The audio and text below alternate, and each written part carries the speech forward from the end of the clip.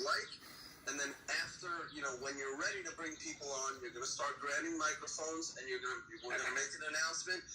There's a little raised hand icon. Please put your hand up, and we'll get to them in order. And time permitting, we'll get to everybody. And one by one, we're going to handle the microphones and the questions. If you get too many people on at one shot, Drew, if I may interject for 1 moment. You can interject for 2 moments. Thank you. Brent Suen just texted me. He said you guys have him on as a listener. He said if you guys could let him into the group as a speaker. All right, let me find him. Thank you. I'll find him. Hold on. Brent Suen, I didn't get your name. If you go in the bottom left corner of your screen and you hit the mic request button, we'll get a mic request from you, and we'll be happy to throw one out for you. Thank you. Thank you so much for your help. Well,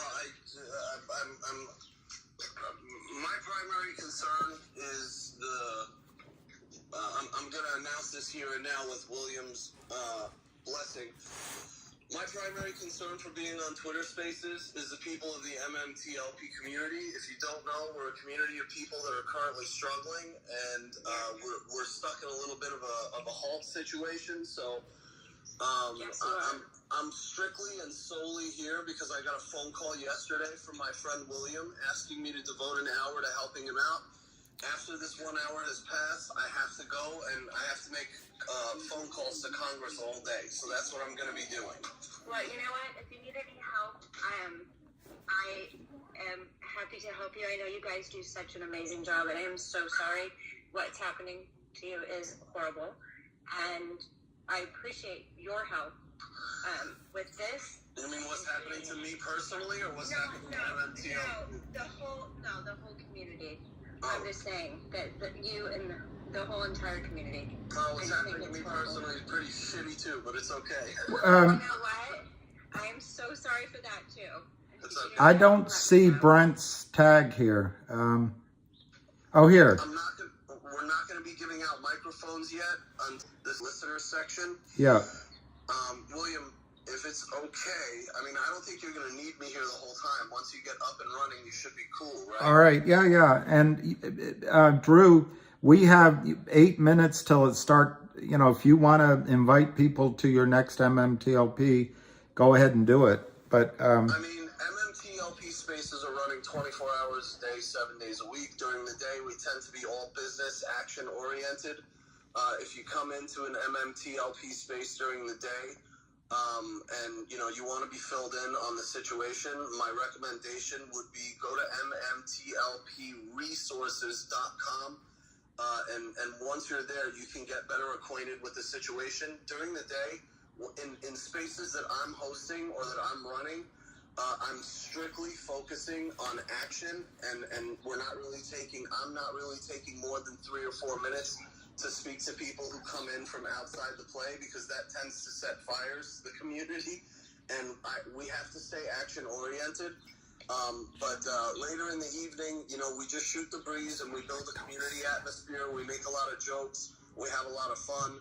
And I invite anybody that would like to join the efforts to go ahead to mmtlpresources.com and get better acquainted with the situation, and then feel free to shoot me a DM. My DMs are open. If there's something that you feel you can bring to the table, bring it to me in a DM, and if it has something of value, then we'll incorporate it into a space. We do that so as to shield the community from any possible situations that may cause emotional turmoil on our community members. So, again, mmtlpresources.com. Shoot me a DM. We'll talk about it. I'm always here to discuss anything mmtlprelated.com. William, you're the only guy that could get me into a non-MMTLP space. You called me and asked me for a favor, and I'm here to do it for you. You're a good man, and I really appreciate it because of your help and Jenny's. It's going to be professional. We're going to get a lot done. And everyone here is in the fight, including the CEO of Logiq. He's experienced some of the same pains as... I'm a traveler around his house. And when William travels from one side side of his house to another. It sounds like he's it sounds like he's taking 2 buses and a subway, and it gets a little patchy for him. I just invited Brent. But he's having a hard time. I don't know if he's in the right call, maybe, but I just invited him. Go on. I interrupted you, Drew. No, I was going to ask Drew on here to make sure that either all the requests, because we're going to let them speak first, and if there's any questions or anything like that, will I get the notification in the little request box? There was one. I just took care of it for Chris. Okay. You should see a blue dot appear next to the avatars. They should rise up. You should see a little blue dot next to them. You press. Hey, Brent, are you in the same call as we are? Yeah, I can hear you guys, but under my name it says listener. But I don't see you, and I invited you to speak. And you didn't get a speak request? All right, I don't know where to find you. I'm going down. Let me invite you again. Let me see if I can do it right now. I'm at Brent Suen, BRENTSUEN. Okay.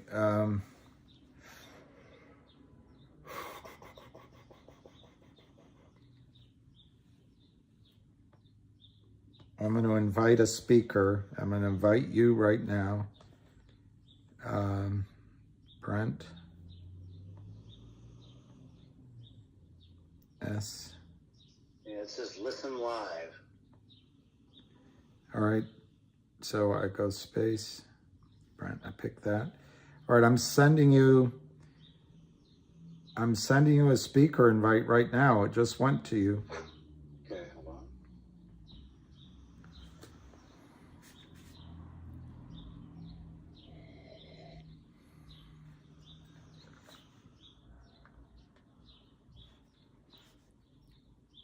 I've only got one speaker in here. Invite speakers.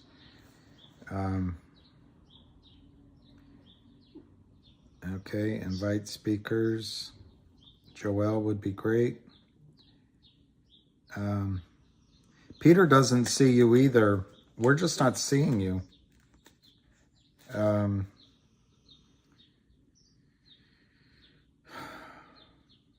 Pending. Let me see the one pending.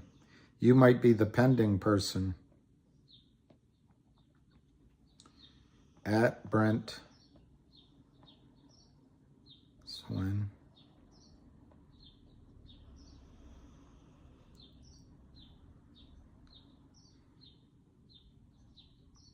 Maybe I should make you a co-host. Here, I'll try to. I got room. Maybe that'll work better. I don't know how to do it though.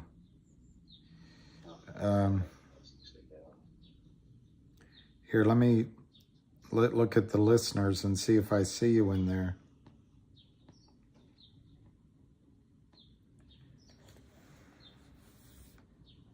If I could find your tag, I can automatically put you up, but I just can't find you in the... It's strange, yeah. When I'm trying to do it on my phone, it keeps giving me an error. Do you have, what kind of phone do you have? An Apple. All right, that should do it. Let's see. Okay, your mic will be off to start and join this space. Did you do it? Oh, here we go. Wait, hold on. All right. Nope, still says listener. All right, so where is it though, Brent? Where are you? I'm next to small cap investor and above Tariq Alam. Yeah, on yours, but not on me. All right, so can you send me a request? If you go to your bottom, you can send a request for a mic and Drew will get it. Drew, explain to Brent how to request a mic. Request a mic and I'll find Brent. I've been scrolling through and I have not Amazing. I'm on here. Hey. You know what? Maybe it's on my settings to where. I think I know what the problem is. What's that? Okay, hold on. Small cap, can you please, small cap or Chris, can you please confirm that Brent is accessing this space from a mobile device and not from a computer? That's why. Yeah. Okay. Yeah, Bill, let me try that. Okay. Okay. Yeah, you can't do it from your iPad. Americans say, screw. He's got to answer it. He's got to try and answer it. All right, everybody. We're 1 minute late, but we're going to have Brent on. We're having a hard time getting him to speak. You know what? I've got to download Twitter, Bill. I never use it. Let me download it. All right, we got time. Hey, Chris, or here, small cap. So if someone does handle put in a micro request, Jenny, just let me handle it, and and we'll take care of it. But Yeah, it's very quiet. Oh, I know why. yes. What Brent is downloading the Twitter, so maybe either small cap or Chris LaCoissiere could give a quick, I don't know, elevator pitch on logiq. Well, this is small cap. I'll give a super quick one, and Chris can join in whenever he wants. Just super quick background. I've spent a career in the small cap, micro cap space, 30 plus years, portfolio management. First invested in the company and its predecessor company, Wayland, about 7 years ago. Have been a consistent long-term investor. Got to know Brent fairly well. And I think we've reached, after a long and winding road, a very, very exciting and important inflection point, which a lot of it's happening right now, but it becomes very visible when we de-SPAC and the data logic division goes into the SPAC. And that's one new company launched with new board members, new management, and I think a very robust M&A growth plan for the rest of the year. And then number two, the listing. And there's been some, and I guess in the press release of earlier this week, I think there was a reference to negotiations for a new company, private company, to go into the listing, which is very valuable in this market with the IPO market close. And that new company, we don't know what the name of it is, we don't know what business it is, what industry it's in, but hopefully Brent, will do a good job finding a company to go into it. And so you'll end up with two pieces of paper, two companies, publicly traded companies, with, as I say, new managements, new boards. Small cap, I have to interrupt you. Yeah, please do. Okay, so ladies and gentlemen, especially those of the MMTLP community, please note that any information shared during this conversation about stock or investments is for educational and informational purposes only. None of this should be construed to be financial advice or as a recommendation to buy, sell, or hold any particular investment or security.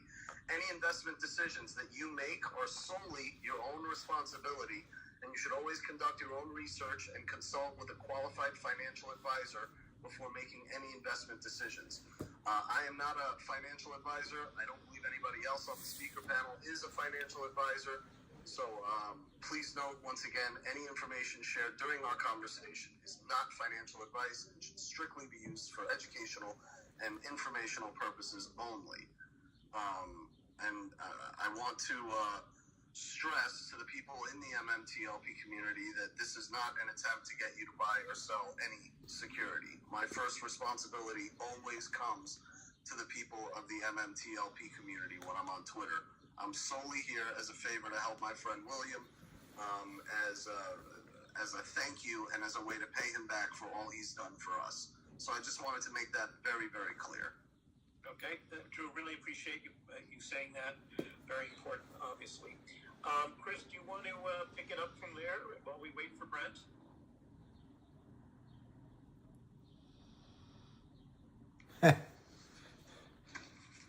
There he goes. All right, thanks for having me, guys. I'm walking to a less windy location. My background, I'm a clinical pharmacist by trade, 25 plus years. I became aggressive in the stock market maybe 20 years ago when I had a passion for biotech companies. And my forte was I wasn't afraid to travel the country, if you will. Did we lose Chris? Are you there? Can't really hear anybody in here. I can hear him. I can hear him. So unfortunately, this happens because Elon has not perfected the art of Twitter Spaces yet. So as soon as Chris is done, Jenny, I'll let you know. Okay? Okay. So my background is I spent a lot of time going to ASCO, investing in biotech companies, and doing research for private venture capital firms. I actually met Brent Suen at a shareholders meeting where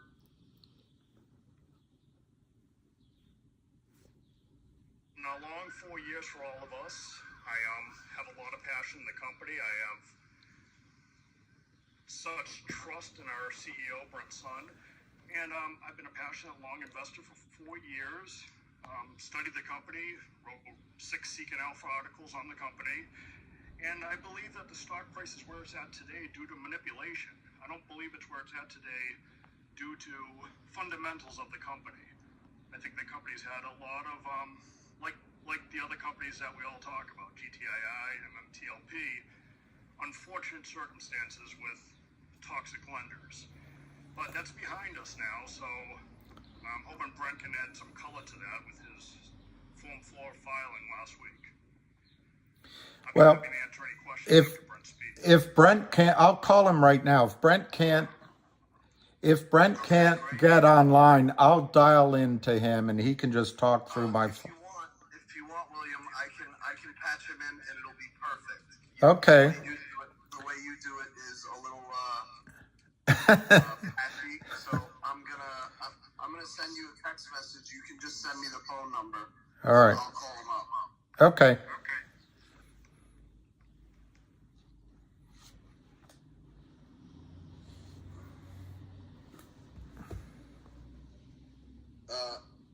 William, we have a community member of MMTLP in here that. I accidentally muted Chris. That's okay.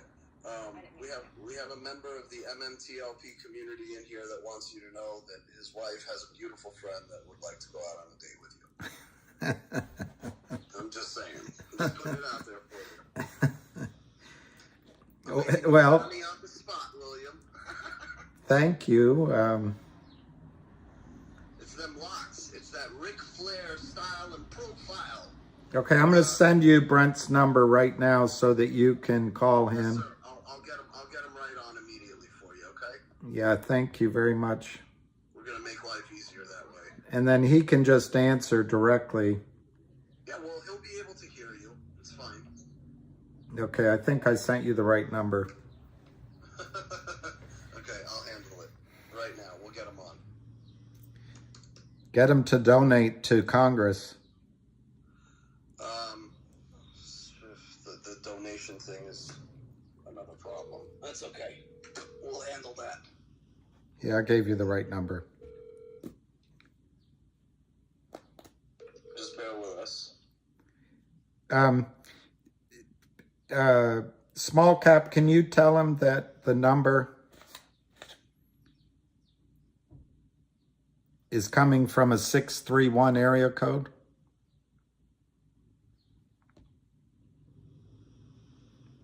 Yeah, Bill, I already texted him to say you're about to get a phone call from one of the hosts that will get you in via All right, good. Ladies and gentlemen, we are joined by Mr. Brent, is it Suen? Yes. We are joined by Mr. Brent Suen, is that correct? It's pronounced son, but that works. Okay. We're here with Mr. Brent Suen of LGIQ, and we're on live, and William, you can go right ahead and ask any questions you like. Well, we should be able to handle this. we already burned a bit of time, so I'm not going to make any fancy introductions other than why don't we let Brent say what his piece, and if he wants to open it up to Q&A, he can. I think you're going to find it a fascinating story. Brent, it's on you, good sir. Okay. I'm actually just trying to listen in now. Apologies. It's always the tech companies that seem to have the tech problems. So apologies to everyone. I haven't used Twitter in over a year, and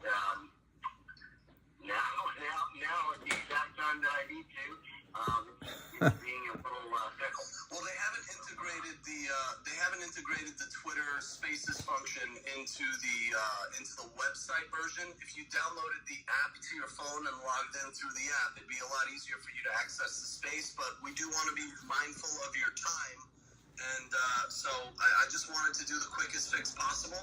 So please go right ahead and tell everybody about yourself and your company.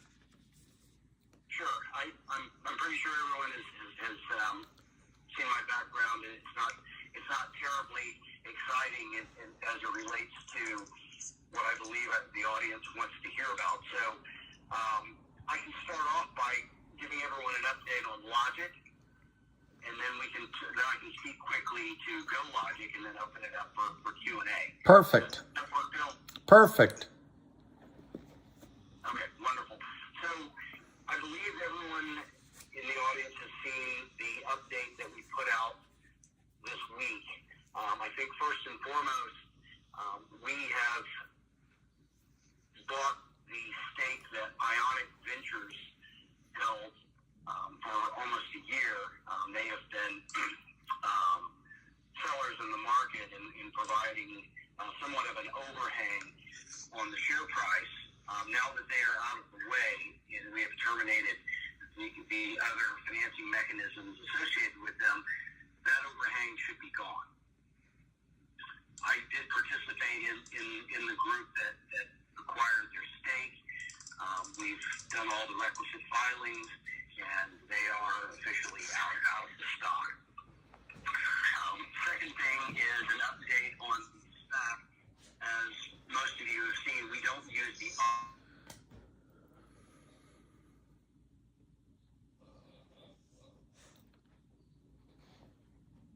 Drew, it faded away. And generally, unless the SPAC itself is making an announcement or a filing, it should not be mentioned by the target company. It's a little different with us because we're one of a handful of publicly traded companies that is involved in the SPAC transaction. It's typically privately held companies, so there isn't that concern. Nonetheless, I did attempt to provide an update around where we are in the process. We're in our second round of SEC comments, which is part of the normal process. We have responded to the comments, but we haven't sent them back yet because we also have to file the standalone audit of logiq, which is the business that is going into the SPAC. We expect to be finished in about 3 weeks and then submit back. We are using a different auditor, a U.S.-based auditor, Fraser Dieter, and for them, this is we are a new client. They did 2020 and 2021, which we submitted in the first S4 filing, and we're in the process of completing 2022. So once that goes back, the financials will be inserted in the S4, and the comments will be sent back to the SEC. I think in a worst-case scenario, we should see another round of comments.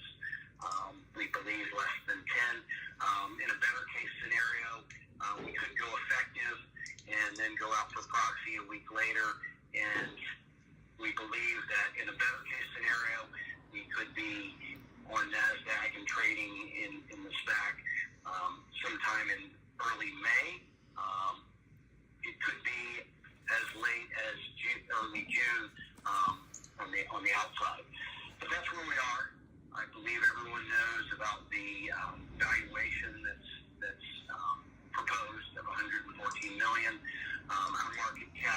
now is about 35 million, I believe. So that covers the SPAC part. We've also had some questions about what will we do after the primary business goes into the SPAC and is trading on NASDAQ. Currently, there's a tremendous opportunity for companies that are not shells. There's also a tremendous opportunity for shells too, which there's a lack of in the market. But operating companies that are listed on the OTC market have been approached and are in the process of merging in privately held companies that can't IPO, and the SPAC process takes too long. Some of the caliber of these companies, I'm sure most are familiar with Reddit, Quora, to name a few. I've seen several multi-billion-dollar revenue and profitable. We have not been actively soliciting candidates to come in, but we've been approached unsolicited. We had a target that we announced in November. That expired at the end of December. We did not renew it because we have seen things that are actually better since then, and we are in negotiations with two right now. Why is this important? For reference, if a privately held company that's revenuing and profitable and has been funded at a valuation of, say, $300 million or $500 million is merged into logiq, the shareholders of logiq have to maintain a 10% interest in that in order to stay listed on the OTCQX.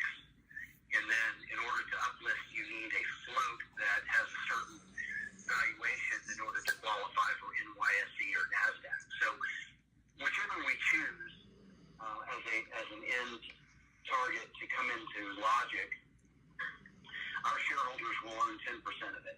I can say that the one that expired had a valuation of $250 million. Anything that we move forward with would command a market cap above that, and there's plenty around. So that is the post-SPAC plan for logiq. And just to quickly summarize, shareholders of logiq receive shares of Aubrey, the SPAC that we will then put our business into.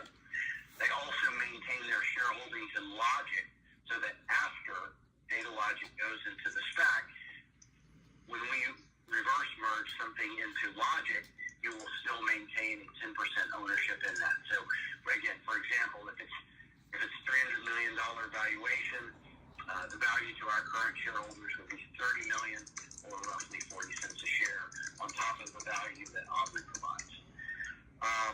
Finally, as it relates to logiq, we are already moving towards acquisitions that we were going to wait on after going into the SPAC. We anticipate closing one, maybe two of them before we go into the SPAC. The reason why we're being a little faster and more aggressive about it is because the environment right now is such that valuations of companies that we looked at as acquisition targets a year ago are down about 90%. So it's a target-rich environment on the acquisition side. Again, parameters that we're looking at certainly fit with our business and offer a good strategic and complementary fit. We're looking at companies with revenue and profitability, so they will be accretive. And we believe that over the next year, as we bring these in, the overall scale of the business could be considerable. I think that would sum up logiq. I hope I didn't leave anything out. On GoLogic, again, we've been pretty active on the news front and certainly aggressive on the acquisition side. We have submitted the questionnaire answers to the NYSE. Just for clarification, we are not applying to NASDAQ, which is why we don't say generically senior exchange. We have submitted the answers to the questionnaire that NYSE provides. We have an uplisting advisory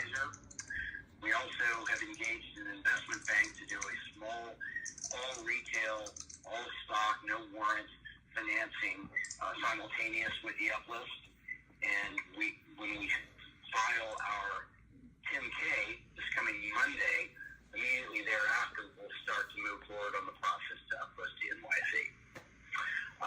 As you all have also seen, we've been pretty aggressive about acquisitions. Again, we intend to only acquire businesses that have relatively large assets under management. I think some of the news items you all have seen recently show that the assets under management are well into the billions.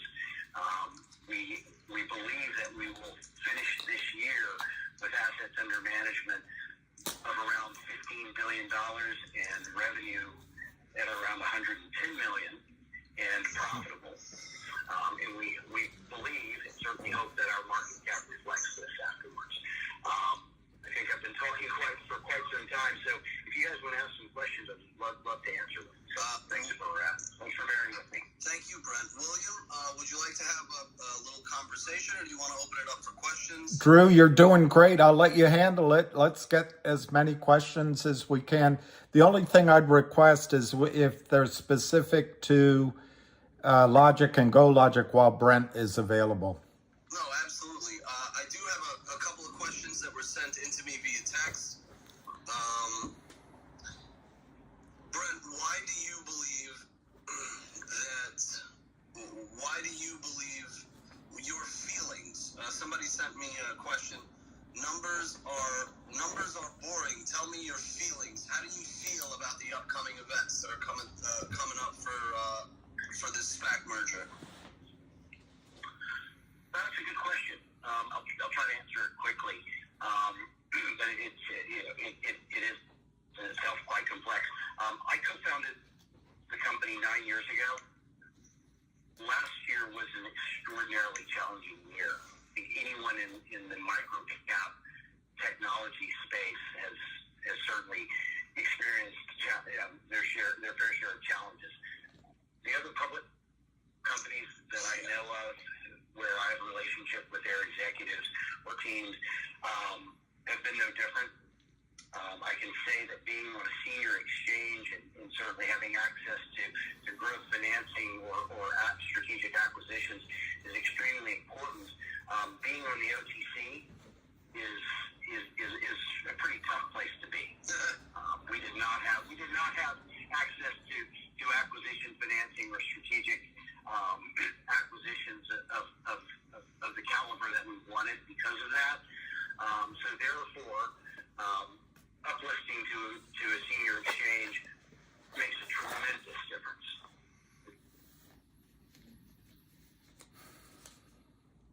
My personal feeling, purchase of shares from Ionic last week, I mean, for me, that was a significant investment. I've consistently bought shares over 9 years. I, like many others, am not sitting at profitability right now. I've got 9 years of my life in this. Last year being challenging, I have not taken salary since last August. And so for me to keep doing what I'm doing, I'm working 18-hour days. I'm foregoing any type of social life. And I have 2 kids, 5 and 13. And to make a commitment of another $250,000 of our stock, if that's not enough of a validation that I believe in this, I'm really not too sure what more I could do. Brent, just to interrupt quickly, I think it faded out. You purchased 2,255,000. Well, I want to say, yeah. Jenny, William talking. Jenny, I think you need. William talking. I can't even. I don't know how. I think you need to leave the space and come on back, and we'll bring you right back up. Okay? Not a problem. I'll leave. You have to leave. I'm sorry. Yeah, but come back, Jenny. Come back, Jenny. Come back. I'll take care of Jenny. Don't worry. All right. Go right ahead. Brent, I just think people missed that you actually purchased shares. It faded out. Just repeat that. Sure. So I purchased 2.2 million shares from Ionic. And that trades under what symbol? LGIQ. Okay. I just want to be clear for the viewers who might be newer listeners. Go ahead. Sure.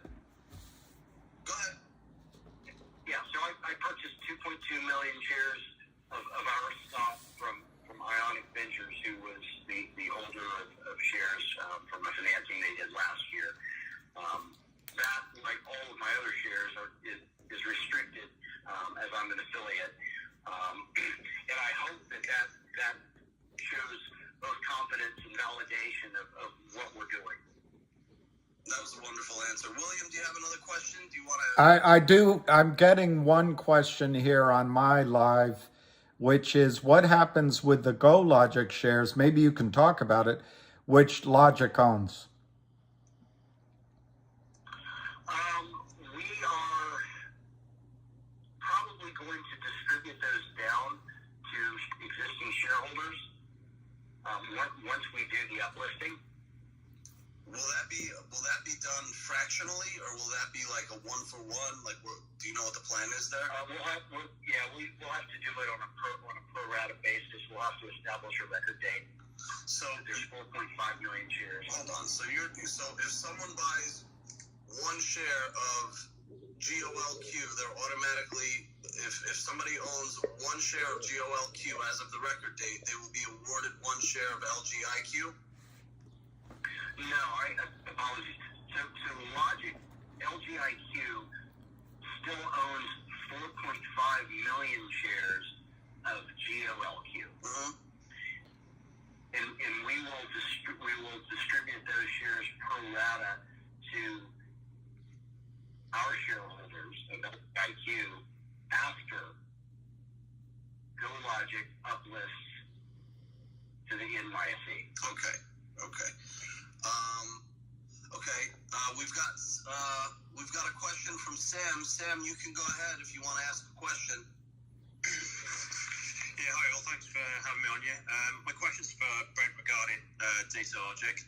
I just want to say, Brent, as well, thanks for replying to your previous emails I had for you. My question based on what you said about data logic. Obviously, you said you're looking to pursue some acquisitions quite shortly. Is that going to affect the 70 million outstanding shares that are currently listed, or do you think that's going to increase with a stock transaction with one of the acquisitions? It would increase, but what we're looking at right now are acquisitions that would not require cash. We can do them for stock. We can attain a valuation for the target company that would be highly attractive to our current shareholders and would be accretive on an earnings basis. Okay, thank you. I did have another question regarding GoLogic, and I discussed this on the email with you.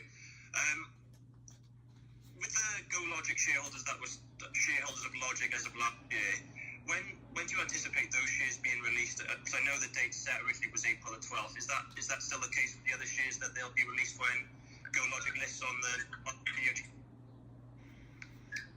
It is. There's that as with most of what we do does have a slight level of complexity to it. I think it's been very easy for people to look at the price of GoLogic and look at the number of shares that they own and feel good about it. I think what's key is that is currently trading on the OTC market, and the average daily volume is about 6,000 shares per day. If we free up everyone's share in one day, it would be the equivalent of call it 400 or 500 people in a relatively packed room with one exit, and there being a fire, and everyone trying to get to the door at once. We would probably go to zero faster than any stock on the planet. So how does one... And I'm not trying to be grim. I'm just trying to be realistic, because I literally have 20 to 30 people a day ask me about it. You know, I think that's very important that you're being very forthcoming and honest about. So kudos to you for saying that, sir. Well done. No, thank you. I appreciate that. I did have one question. Yeah, look, there's no other way around it. I will be providing a public update in the next few days. Again, we have an investment bank that we've engaged. We have submitted our answers to the questionnaire that the NYSE has. And when we talk about the NYSE, their process is different than NASDAQ. With NASDAQ, you fill out an application first, and then you go through the process. With NYSE, they have a questionnaire that determines quantitative requirements in whether or not you fulfill them. If you fulfill them, then you go into what's called market reg, which is a 4-week process. And at the end of that, then you fill out your application and pay the fee. So the application is not an upfront approval part of the process. It's on the back end. So when I describe responding to the questionnaire, it's not just merely a questionnaire. It is to actually determine eligibility for the exchange. A solution for the scenario that's in front of us is to complete the uplisting and then register a percentage of everyone's shares through either an S1 or through a blanket 144 filing. Because without that, if you just registered everyone's shares, I'm fairly sure everyone would look to sell shares as soon as they can. And I'm just being candid here, because people have been holding them for a year, looking at the value, and look, we trade between $1.50, we've traded as high as $8. That's great. And then the market we've had recently with the volatility and a sell-off in tech stocks, I believe that a lot of people are looking at that as a potential source of funds, more so than looking at, oh, hey, what are they doing there? What are they building? And in order to effectively mitigate that and to enable people to get liquidity and also understand what we're trying to do in terms of gaining more visibility by uplisting, gaining more liquidity, gaining access to more strategic acquisitions. All of that will help them as shareholders gain liquidity and be able to monetize their holdings. But doing it all at once, I think, is just purely foolhardy. And I think most of the people on this call, if you look at what you hold and you think, okay, if I just sold my position in one day, what would that do to the stock? Multiply that times 400 or 500, and there's your answer. And so doing this in an orderly fashion, where it's associated with an uplisting, in a real financing with an investment bank, and it enables us to continue the acquisitions we're underway with, that helps you as shareholders monetize. So I'll come up with something that describes that in detail shortly. But it is a major concern. I don't know if, just quickly as clarification, Logic distributed 1 share of GoLogic for every 1 share of Logic. Basically, the record date was basically December of 2021. So that's what he's talking about, is GoLogic. And they're going to be free to trade at, I don't know, they're supposedly going to be free to trade at the end of April. So he's talking about managing the potential of a flood of sell orders. Okay, awesome. Sam, did you have a last question? I thought I heard you say. Thank you. No, it's just regarding, so I'm just curious that once the transaction for the SPAC of Logic for Artery has gone through, how is it, I mean, I don't know if you can say this on call or not, I'm not sure, but do you know, sort of estimate how much cash or like how much funds Logic are going to gain that transaction to be able to pursue acquisitions? Sure. Okay, so I missed the last part of that. Were you asking how much cash we would have to pursue acquisitions? Yes. Okay, so to clarify, the view that we're taking right now is that we are not looking for any acquisitions that require cash. Typically, in a scenario where there's an acquisition where they require a cash component, it's because there are selling shareholders. We are not interested in taking out anyone's shareholders. We would prefer to use the stock as currency to acquire a business on an accretive basis, because any cash that we would raise would be better spent on expansion of the business as opposed to taking out selling shareholders. I think the offset in dilution by using stock versus raising cash to buy out shareholders and then raising further cash to expand the businesses, it outweighs the dilution taken on a share acquisition. And I think to the good, if you look at acquisitions of and Josh, look at us. Where are we now versus a year ago? That's commonplace in the ad tech and in the MarTech space. So again, we're not looking to make any cash acquisitions. We will be looking to raise a little bit of cash well, let me back up. Okay, so typically on a de-SPAC, what has been commonplace in the market recently are what are called redemptions. That's where the money that's in the SPAC, they have a choice to either redeem, that means they pull their money out and they give up their shares, or they keep their money in and they keep their shares. There's no voting against the transaction. It's either I'm participating or I'm not participating. So there's currently about $9 million in trust at Aubrey. If it holds true to the other de-SPACs we've seen, you'll see redemptions that are fairly high. We're not actually counting on any cash to be left. We were more interested in the actual senior exchange listing. But what we will do, and what is also commonplace of the de-SPAC, is you have a backstop where the investment banker for the SPAC does a financing simultaneous to the de-SPAC. If we do that, it would be relatively small. We'd raise maybe $5, maybe $7 million at the most.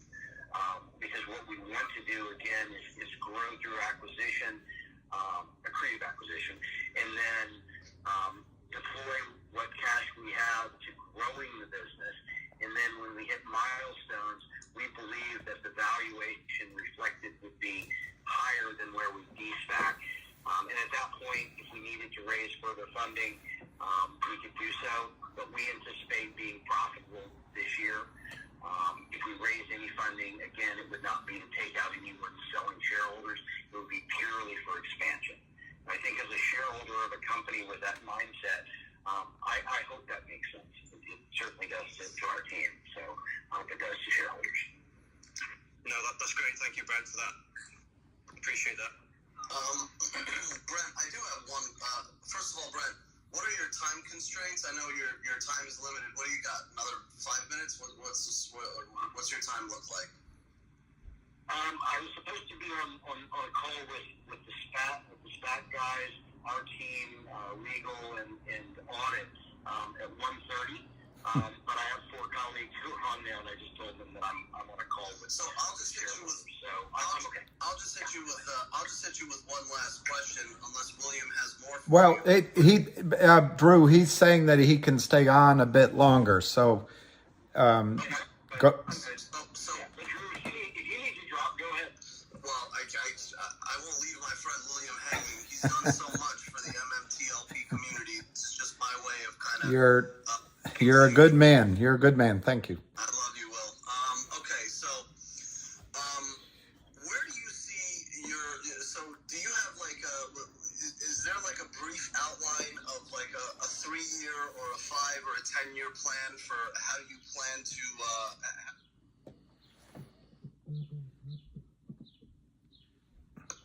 Sure. What I would point to firstly is if anyone's actually read our S4, good for you. It's 513 actual pages, not including exhibits.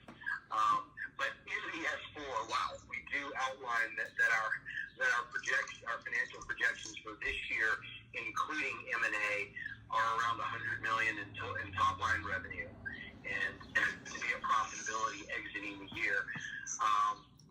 There's a few things we could do in next year.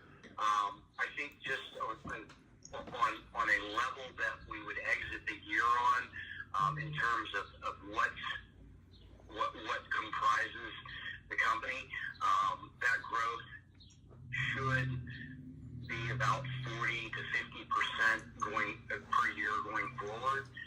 Any type of strategic acquisitions that we see that are compelling enough, we could add them in. But I think at that point, and certainly if we attain valuation metrics that we've seen historically in the ad tech and marketing technology space.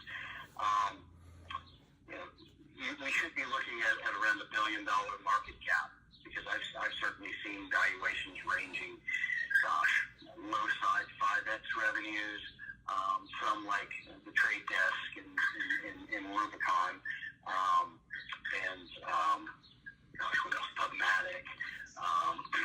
And there's a universe of about 20 companies. We've seen them as high as 28x revenues. And maybe we don't go back there again, but I think a reasonable level is probably 8 to 10 times revenue. But more importantly, I think a multiple of gross profits that's very realistic is, call it 20x. So would either of those provide a market cap of over $1 billion? I think so. I don't think that's too aggressive.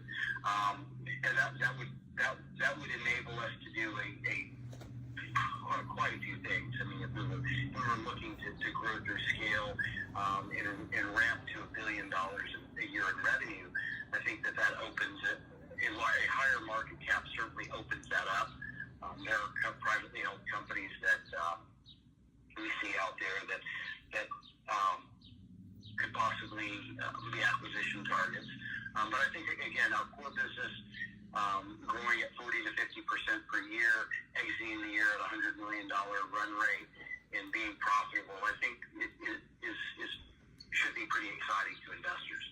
What we do beyond that on the M&A side, I think would be certainly taking us to a much larger scale. Fantastic. William, do you have any additional questions on your side, sir? No, I don't. So if anybody else has them, and Small Cap or Chris, you can join in if you have questions. I think, Brent, broadly, it's confusing to new ears, the many different pieces. So basically, right now, logiq is trading at, I think, 48 cents. What eventually, I'd say within a few weeks, will be a record date. I don't know the distribution date, but you'll end up with, you'll be in the Aubrey SPAC. You'll end up with Datalogic as the Aubrey SPAC. Logiq then becomes a shell briefly, and that will acquire something that we don't know what. And I think maybe you can speak to the valuation you expect potentially, Brent. I don't know if you're allowed to, but I think that the combined distribution could have a value between $2 and $2.50 in the relatively near term. Yeah, that would be about right. I think it's important to restate that any information that is shared during our conversation about any investment is for educational and informational purposes only. None of this should be construed as financial advice or as a recommendation to buy, sell, or hold any particular investment or security. Any investment decisions that you make are solely your own responsibility, and you should conduct your own research and consult with a qualified financial advisor before making any investment decisions. Got to do our house cleaning, gentlemen. You're the best. Thanks, Drew. Now, of course. Chris or Small Cap, is there anything that you'd like to add? Please do hit the little microphone button in the bottom left-hand side of your screen, and feel free to fire away with any questions at Brent. Sure, Drew, thanks for that. I really just want to echo, maybe just really repeat what William just said, because as he said, if you're new to the logiq story, there are a lot of moving parts, and then when you throw in the GoLogic part, it can be, I think, very confusing. But I'm just going to focus for 2 seconds on logiq and echo what Bill said. So if you are an owner of logiq today, you really have 3 buckets that you are an owner of. They're all lumped together in logiq now, but they're all going to be sort of freed up into separate buckets of value. And you had to use the word buckets, didn't you? Yeah, sorry. So we'll use bundles, something else. Yeah, In any event, you don't know buckets does to me. Thank you. So we'll have the first one. Obviously, is the data logic division, which is really the operating division within Logic, and that goes into the SPAC. And when it goes effective, and as Bill Williams said, we get a record date, and hopefully within the next 30-60 days, that SPAC/data logic business will be launched. The second one is the shell, and Brent has shared with us that he's looking at better deals, $300 million in North, and Logic shareholders would get 10% of that, so that's $30 million or even higher there. And then the third part of the equation is Logic's holding of 4.5 million shares of GoLogic. And it's impossible for me as an outsider to put any numbers on these three things, but I think it's pretty clear that they add up to more than the current market value of Logic, which is about 35 million.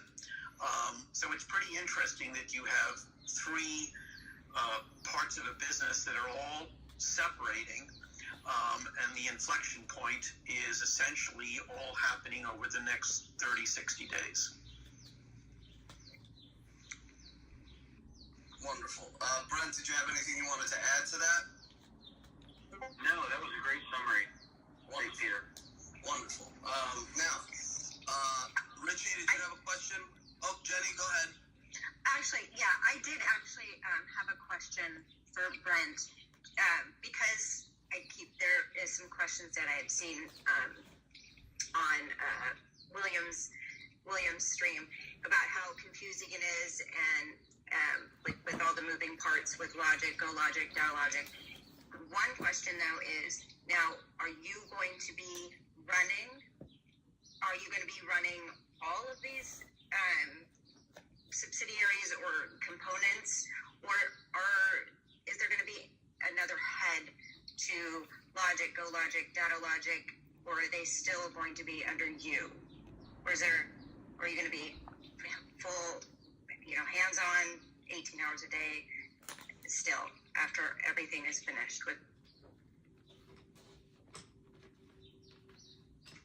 It does. We can't hear you. Not only do I not want to, I won't be head of any of these. The things that I enjoy doing and that I feel that I am most capable at doing are on the M&A side and on strategic partnerships.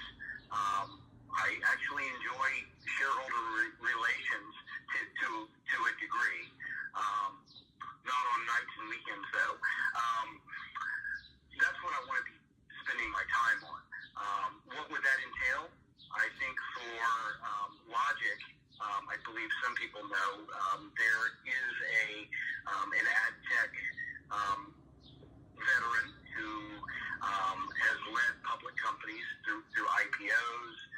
He's grown a business in the ad tech space. It's quite well known, and we've been friends for 30 years. He will be joining as CEO when we de-SPAC. We have brought on a couple of people to the team in operational roles who are helping supplement what I've been doing with my colleagues. And I'll just drop down into a non-C-level role and keep working on the M&A and strategic side and working with shareholders. On the GoLogic side, the interim on CEO, I would like to change to former interim CEO.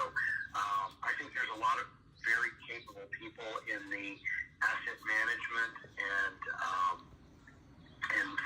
fintech space that we either know of, or we could certainly look to recruit to step in after the uplist, and I'll absolutely be pursuing that. And so on an acquisition for Logic of a private company that would come in and become the surviving the business, they would already have an executive team.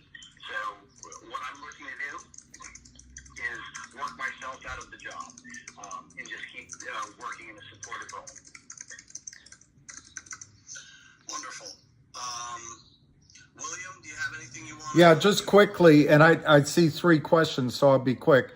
But Brent, I hope that as you step aside a bit, that you keep your experiences with toxic lenders in the forefront of the new CEO's minds, so they do not enter into such contracts.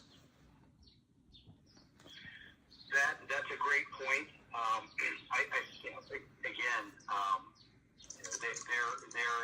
One of the challenges one of the many challenges of being on the OTC market is that there is a real absence of true institutional investors, and what I believe most people are faced with is either raising funding from high net worth investors or smaller groups that have underlying mechanisms in their financing structures that are quite harmful to the share price.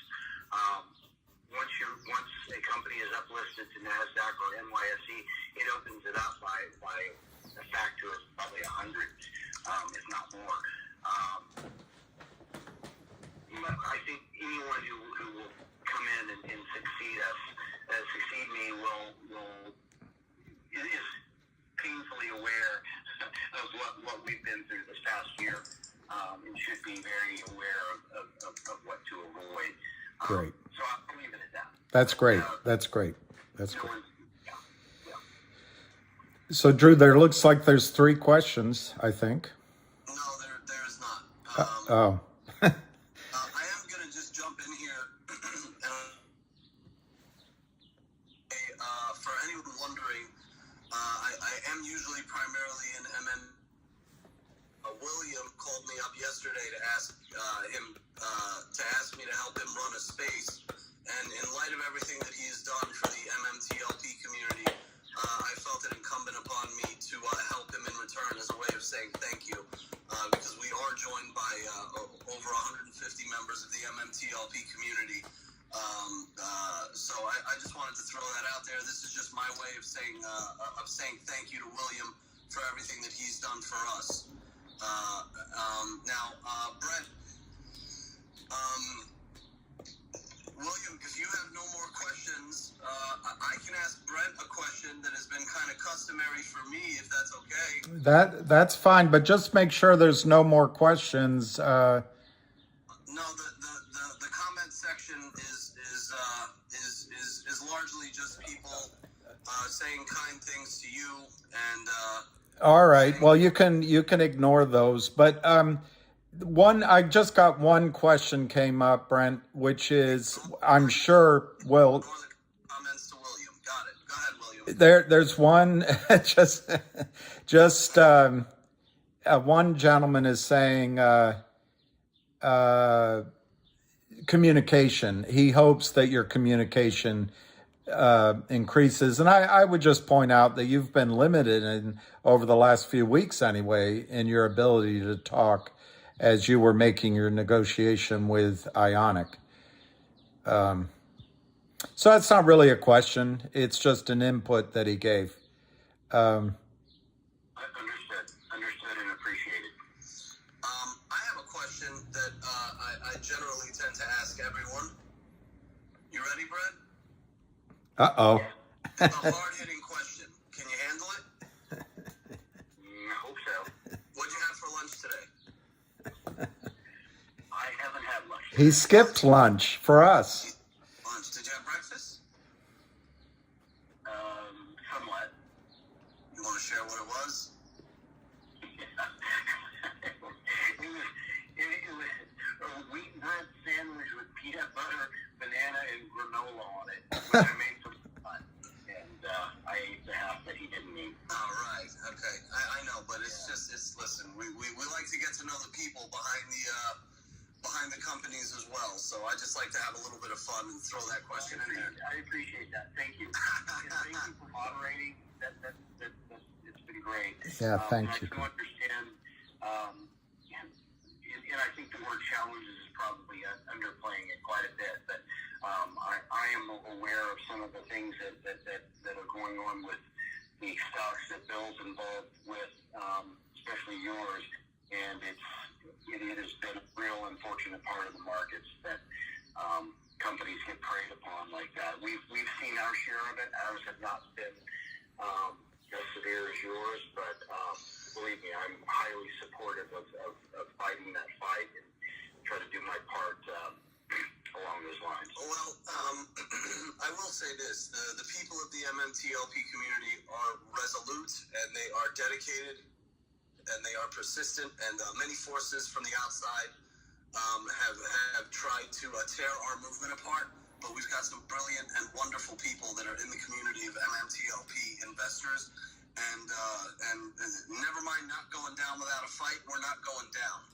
So you're gonna watch in the next few weeks as this group of retail investors delivers the swiftest kick in the nether regions of the establishment that you've ever seen. It's coming, Brent. It's coming. So, William, I don't have anything else. All right. Well, I'll just say really heartfelt thanks to you, Drew. Thank you very much to Chris and to Small Cap, and each and every one of you for listening in. This won't be the last time you'll have a chance to talk to Brent. And Brent, we won't forget Miss Jenny, and we won't forget Sam for his question. And ultimately, I would like to say, and William, I'm sure I'm going to speak on your behalf. Brent, it takes a very special type of CEO to enter a Twitter space.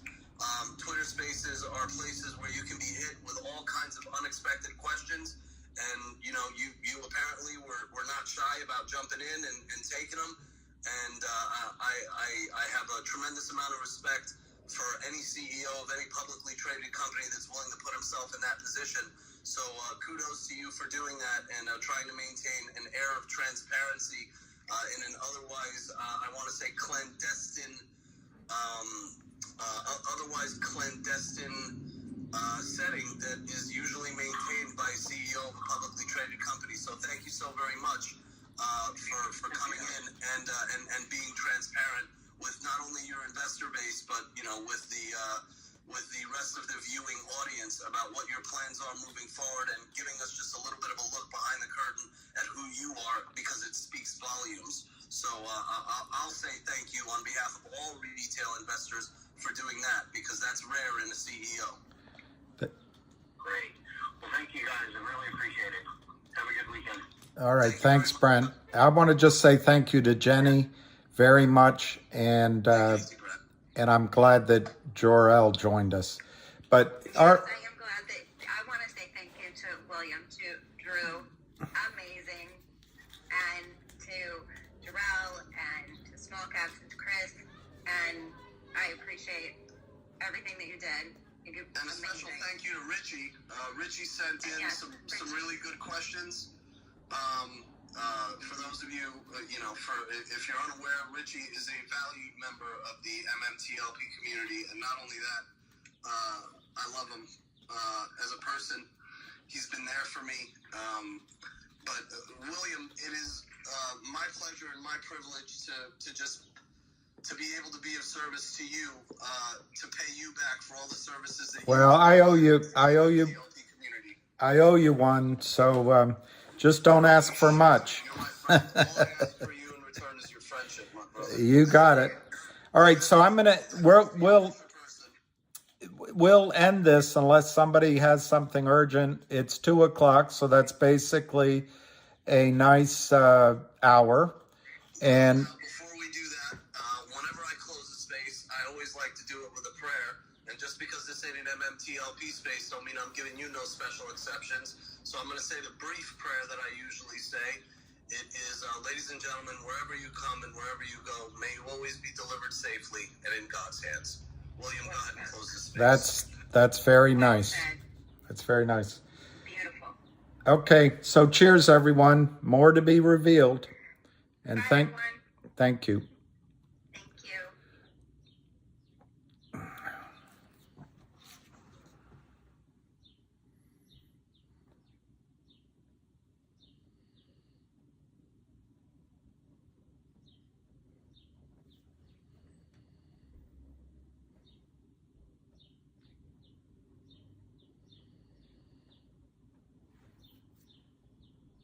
All right, guys. Hail Hydra and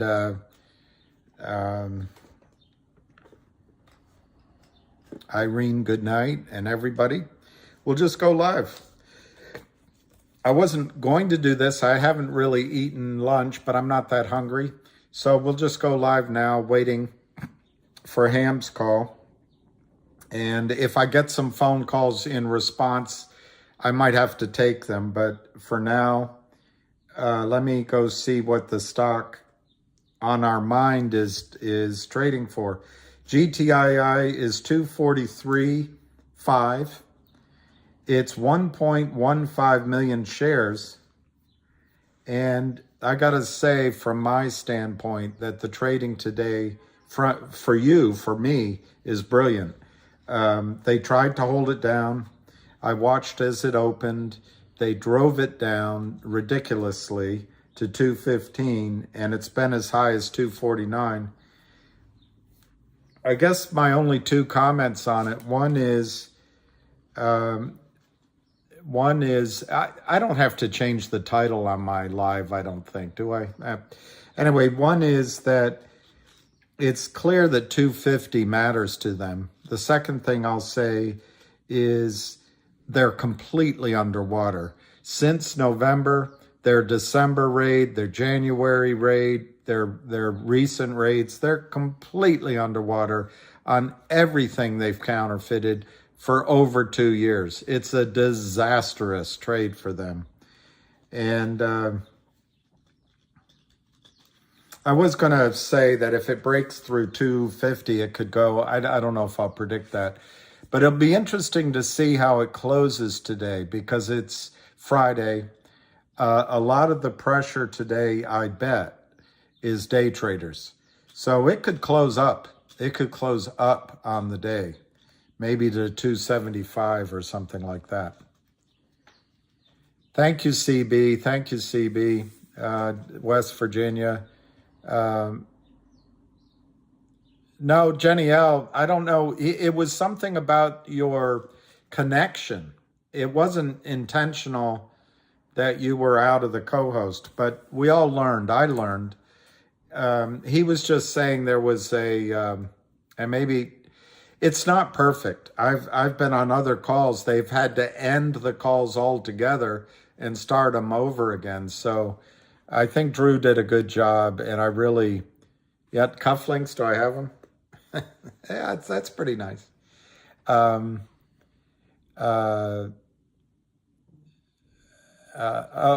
Jenny, you couldn't. All right, Steve Mertz is, all right, hang on. Do you want everyone to hear you, or I'll keep it private? You're private right now. All right, okay, will do. That was Drew calling me back. But yeah, that's the thing, Jenny. Sometimes I've been on calls late at night with him or with Busy Brands, or there was one other one I've joined. I can't remember. And they just have to end them completely and start all over again. So there's some glitches in the Twitterati system. All right, Steve Mertz is predicting 268.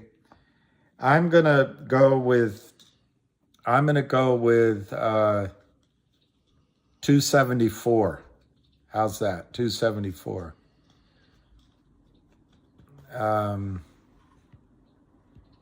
Yeah, Drew did a great job, Skydog, and I really appreciate it. I think it went well. It's a complicated story because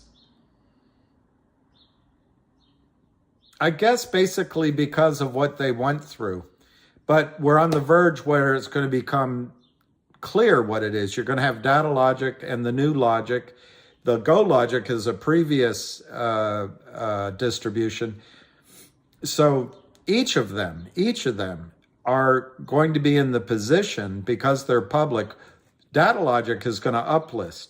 And that's exciting. And he even mentioned the New York Stock Exchange. So maybe not just limited to NASDAQ, which is owned by the New York. But the point is, they're going to have a lot of ability to roll up private companies, growing companies, revenue, income. And I wrote it down, his summary, Brent's summary of logiq today. So in other words, when it splits, you have to add these both together. But he said that they're adding companies, they're growing at 40 to 50% per year. They're going to exit this year with 100 million in revenue and be profitable. Sounds pretty exciting to me. Well, Richard K., I can't really comment on the couple of questions I got today on MMTLP, but I think I can say in general that there's massive pressure on FINRA to do something. And my understanding is that pressure is to open trading again for MMTLP. And that pressure is happening right now. I'm alarmed by that solely for one reason. You don't always, you got to be careful what you wish for. But I'm a lone voice. I'm a lone voice on it. I want to make sure that if they open it up for a few days, 2 days, a week of trading, that they don't put caveats on it that reduce the value you can get in a sale. I am hopeful that they put it to the system, put it to the man, put it to the criminals, such that the criminals have to pay 1,000, 750, 1,500 or more per share to buy back our shares. I don't want a weak beer trading venue. I don't think we're going to get that because it's remember, you have some really strong advocates, and this guy who you had a chance to hear, Drew, has been driving, and others, many others, but Busy Brands comes to mind, but you've got Terry Yonkers, you've got Ali out of London, you've got Roller Pigeons, Miss Roller Pigeons. There's some really intelligent people too. You're taxing my brain. If I left someone out, it's not because you're not important. It's just my feeble gray matter.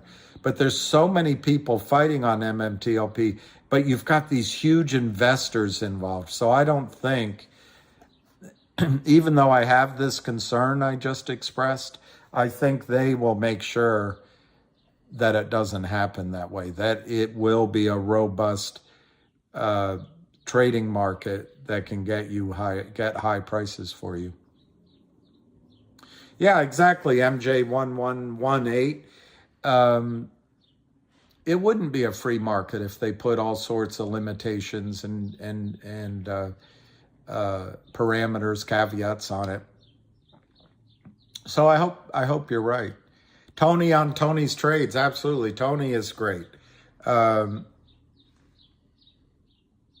Well, Pete the Greek, oil dropping in the short run isn't terrific, but remember, it works in your advantage for two quick reasons. One is they're not producing, so they're not going to be selling their oil and gas at low prices. And second, it gives them a chance to, if they want to, acquire other acreage. The third thing is, my experience, it's not like Pecos Bill and others, of course. I think some of the cost of drilling has gone down, which is an advantage. So, I mean, predictions are worthless, I guess, but I don't think oil's going to stay down. I think, if I recall correctly, what Pecos Bill was saying, that they're estimating the finding and lifting costs of this oil and there's more than one zone, but I'm trying to remember what he said, 20 to maybe as high as $30, but I think it was in the $20 range. So as long as oil doesn't come crashing down to $35 a barrel, there's going to be a spread in there. But I just want to emphasize they're not producing right now, and I think oil prices are going to be higher soon and for a long, long time, because we're not investing properly in new oil production, at least not in North America. I don't know, Pete the Greek, when Roth is going to get done, and I've said I would call in there. Maybe I should. I've kind of not done it because I don't want to challenge. Basically, it's a quiet period, and I don't want to pierce that veil. I can talk about the GTII warrants, Isaac. The GTII warrants at 275 still exist. They expire in August. So if this stock goes through 275 today or Monday, and it gets up in the $3 range, $3.20, all of a sudden, I don't know the remainder, but I think you could see 2 million plus real warrants go positive in terms of valuation. But imagine all the counterfeit warrants that are in your accounts. All of a sudden, those also have margin calls, and all of a sudden, those need monies up against them. And so the potential is, once it goes over $2.75 to $3, that you could get buy-ins caused at least by the honest brokers. Otto, you missed it all. You missed it all. No, it was good. And you can hear, I think it's recorded. But you didn't, you just missed, we were talking about logiq and GOLQ. You haven't missed much on GTII yet. We talked a little bit just now about NextBridge and oil prices, and Ham has a call here at 3:30, so we'll hear that.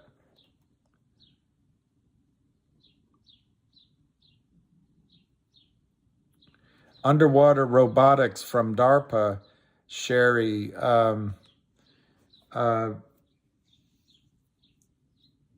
haven't looked at DARPA, but it's interesting, the underwater robotics, what comes to mind, and I run the risk of going off into the Looney Tunes space in your mind, but while he was alive, and he's a man that I had tremendous respect for. One of the times I met him, everyone wanted to talk to him, and he stood talking to me over his glasses, and he stayed totally focused on me. He didn't let anybody distract him. Really, in my judgment, a man of intelligence, character, and compassion. But what he was an investment banker, basically a Republican investment banker, supported Republican candidates.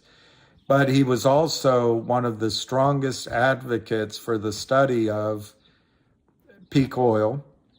And I have read, have recommended, and have reread so many times his book, Twilight in the Desert. Matt Simmons. He died, I think, at age 63, supposedly of a heart attack in a hot tub. I don't want to go there in this call, but I wonder what really happened. But Matt Simmons, when the BP well exploded, right now I'm forgetting the name of that well. I used to know it like this. Horizon, the BP Horizon well blew out in the Gulf of Mexico. Matt was of the opinion that that was such a blowout that the oil, which water is above, the oil on the bottom of the Gulf of Mexico was possibly as high as the Washington Monument, and it possibly spread across the Gulf for an area larger than 2 or 3 states. Well, he was a minority on that, but I trusted him. So we had many phone calls, and I was alarmed. He thought this is destroying the Gulf for fisheries, and it was just a catastrophe on a global scale, which was being hidden. And the 2 points that go to you, one was he felt that all of those underwater robotics, and I don't remember if it was DARPA, he felt that British Petroleum hired all of them. And so there were no independent studies of what was going on down where the blowout happened. Secondly, he just did not believe they capped that blowout. And when all of the underwater robotics were hired by BP, how could you prove differently? They said they capped it. He thought that when they sprayed the waters of the Gulf with that, I forget what it's called, but it's basically highly toxic chemicals to split out the oil, to break it out. It just broke his heart. And maybe literally broke his heart. I have always kept in the back of my mind that, and I forget the name of that dispersant. It's some sort of oil dispersant. I just forget the name of it. I've always had in the back of my mind that might be in the fish we eat from the Gulf. I've also always, my ears perk up if there's news, just to see if he's right about this problem. But anyway, that's a really long answer. I have a lot of friends in the oil and gas business, and they tell me I'm off my rocker, even being concerned. Most people believe that British Petroleum did cap off that well. The tragedy is they were drilling so quickly, they were doing it without proper safety to save money, and so the former, ruler of our colonies came in here and caused so much destruction.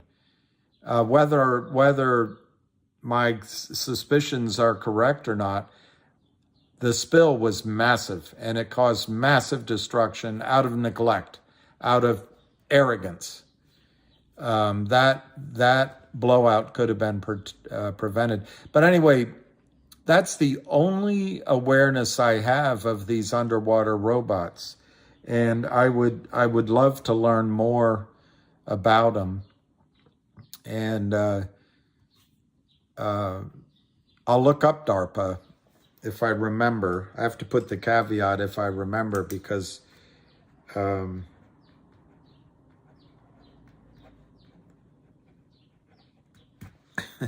make a lot of I keep saying I'll look things up, and I only do part of it.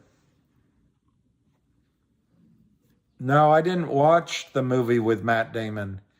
All right, Steve, Deepwater Horizon. I'll see if I can buy that movie. I did not watch it.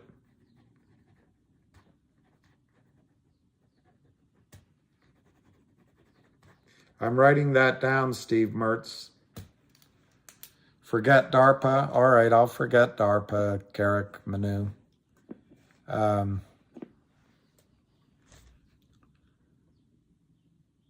Yeah, I'm always, if I don't write things down. All right, Ham will be in 1 hour, right? So we'll see it then. Yeah, I know, Hail Hydra. It's a terrible situation. And there was a guy on one of the calls. He had provided for his family. He had paid things off, but he was a veteran, and he was near breakdown when he had a chance to speak. And he said something that he was, I forget his phrase, but it was something like, I almost ate a shotgun. He was just so despondent over he was brokenhearted about just how corrupt our country is. I don't know, Susan, of what dividends we would get in NBH if we keep the shares. The problem is we don't have the shares yet. But I would guess once it's producing, not now, but once they get up in production, they would pay a dividend. But that, I'd say, one, we got to get the shares. Two, they have to go into production, which I think's down the road.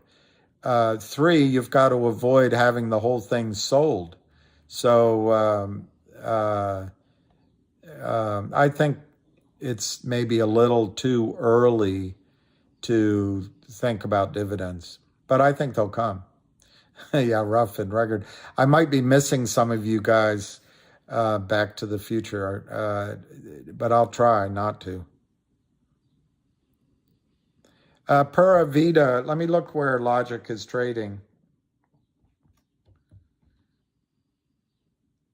I can't, of course, give specific advice, but I bought a little last week, or what day is today? It might have been this week. But I think that Logic is cheap right now. They've had this overhang of Ionic selling every single day. The last time Ionic stopped selling, the stock went to 88. I truly, look, I think the one risk is that for some reason the SPAC deal gets waylaid by the SEC. I think that's a really small risk because they've been working on it so hard.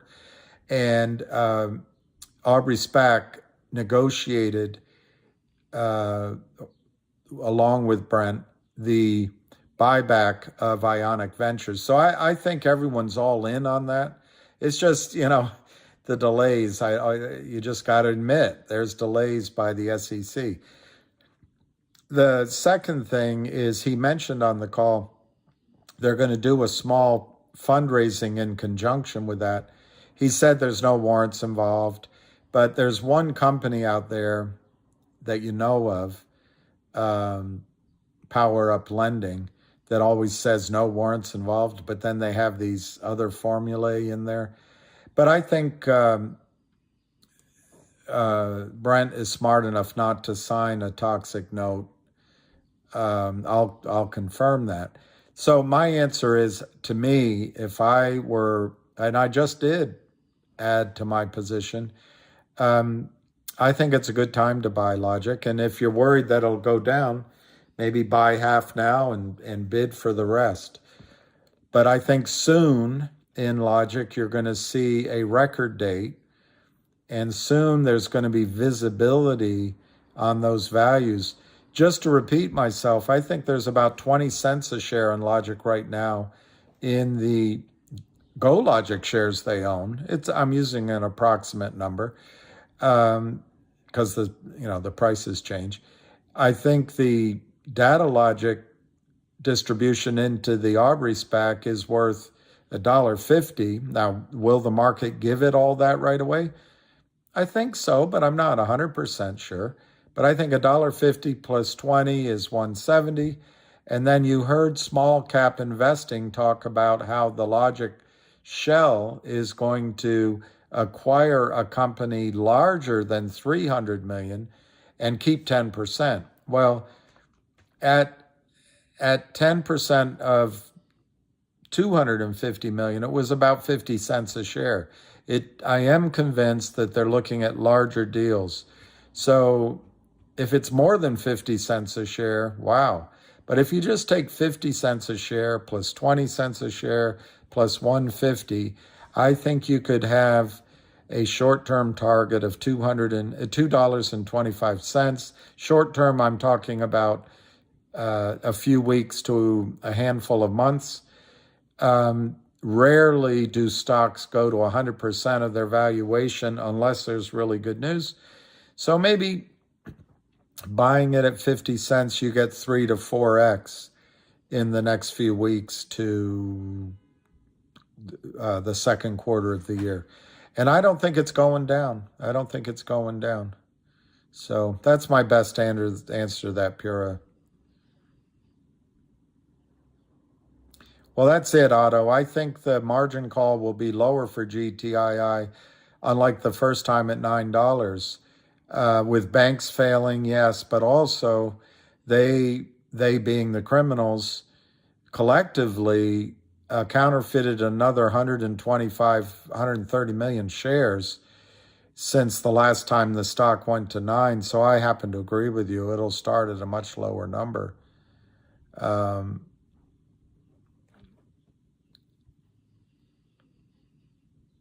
Well, Northwest is back buying 200,000 shares of GTII. Northwest, when I was a broker at Merrill, I was driving a little Triumph Spitfire. In the rain, I would, the roof would leak, and I'd sometimes walk into the office with my left leg dripping with rainwater. But I was standing outside on the sidewalk, and our boss, big tall guy, ex-Marine, had worked at the White House.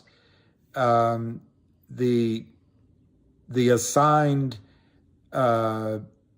broker, a great guy, who kind of taught a lot of us, another big tall guy. There was I can't remember his name, but there was this kind of guy that always would hang around with the managers and the powers that be in the office. And then we had a new sales manager who was trying to show his credentials, and he was also tall. And he was regaling everyone with his stories that when he first started at Merrill, his first month, he bought, because I guess I had just driven up in my Triumph Spitfire, he said he had purchased and see, I don't know the numbers, but he had purchased a BMW, I don't know, i90, 190. And then the next year he had a really big month. He bought a BMW 200 something. And then he was able to buy a BMW, whatever, 280. And then he said that because of his last year before he came to work in our office, he had such a great year, he was able to buy the BMW Sedan Deluxe, the top of the line. And this guy standing with me, who was, rest in peace, he much shorter guy, shorter than I am. He looked up and he said, "Well, Curtis, if you keep going like that, pretty soon you're going to be driving a Concorde." And that's kind of what I think about you, Northwest. If you keep buying 150, 200,000 shares of GTI at a time, pretty soon you're going to own 10 or 15 million shares, and you're going to be too rich, you're going to be too cool for school. Ham call in 1 minute? All right.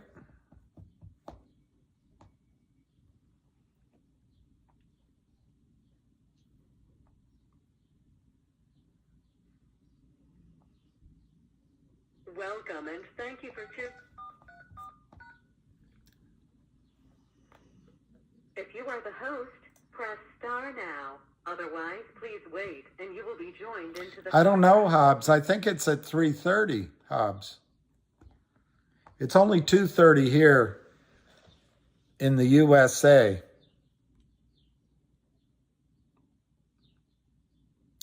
Well, I didn't get I'm sure Ham will talk about that, Pete Tong. I didn't get the updated number, but as of this morning, it looked like they were still cooperating, trying to get the real short out. All right, Barbara L's going 280 on GTII closing. What did I say? I said 274. Richard, no. Steve Mertz said 268, I think. Thank you, Jenny L. You're the best. I want to grow up and be just like you. Except I don't want to be married to a guy. All right, Dips Patel says 263. Skydog, I think, says 275. Oh, Mark Wallenberg. You know what, Steve? They're very similar actors. I think Matt Damon as that guy, you know the guy. You know a guy. God,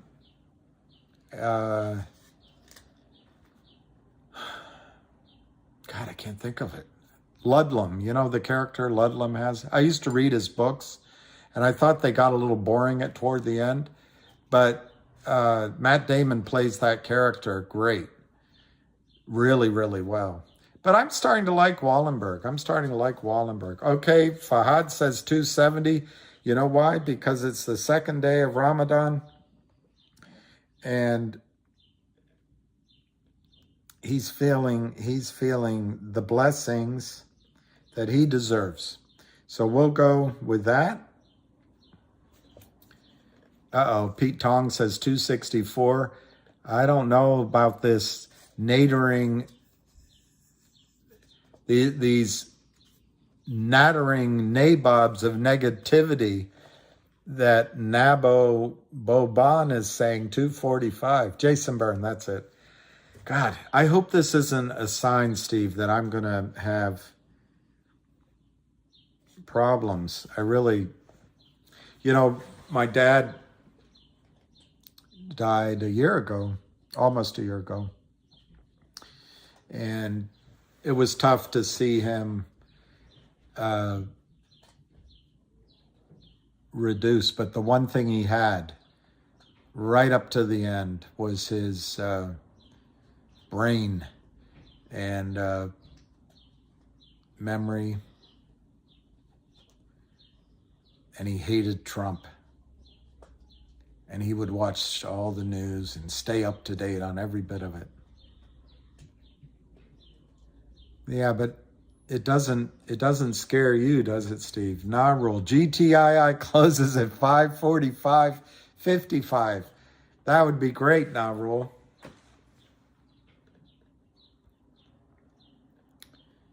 $289, baby. Dave Allens, I think that might be right. I bought more GTII because I think it won't go down anymore.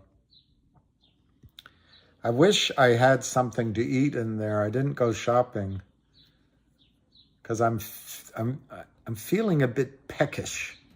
I might go make myself a, like a peanut butter and jelly sandwich. All right, let's see how the prices are doing. GTII 1.18 no volume. It's just been no volume in the last hour. 246 to 247, 200 by 1600, 1.18 million shares. Let's look at our items that we just talked about. Logic is 49 cents.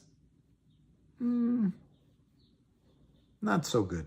A little bit down. Down 2 cents. 54,000 shares. GoLogic down 4 cents at 164 on 1,000 shares volume. No volume. And then I just want to check one more. I want to see what CRTD is doing. Yep.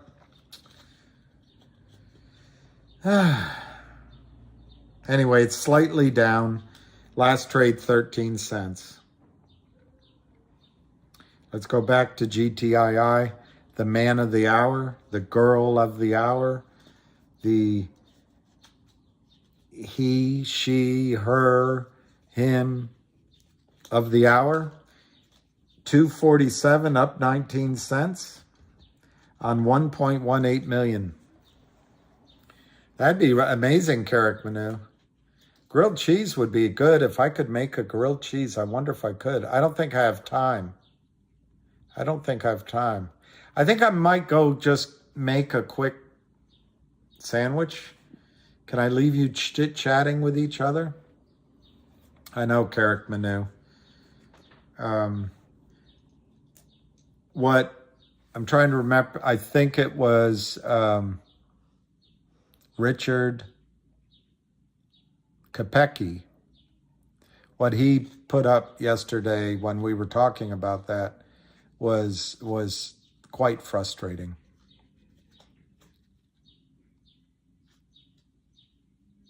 Use an iron to make it. It's not a bad idea. Just put some aluminum foil. All right, I won't take too long, but I'm gonna go do it because I'm feeling peckish. So I'll be right back. Thank you.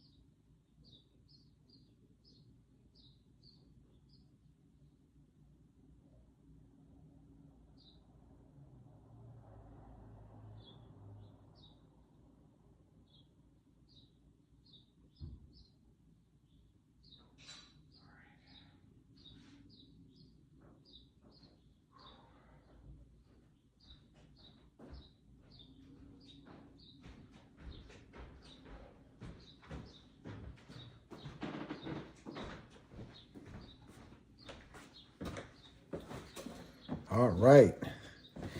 All right. Thank you very much. Thank you very much. Now I have to eat politely in front of you, but I'm so excited. I'm getting a phone call, so I can't give you the price. Is it $260 or is it that your prediction? My prediction? Pain.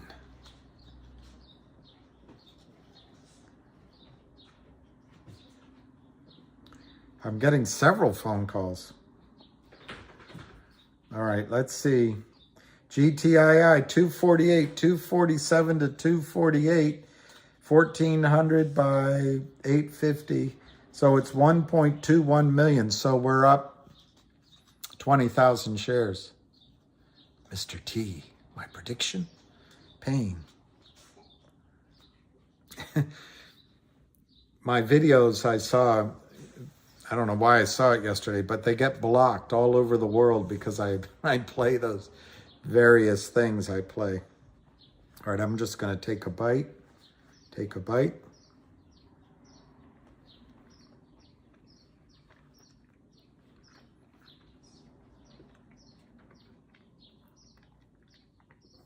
$248.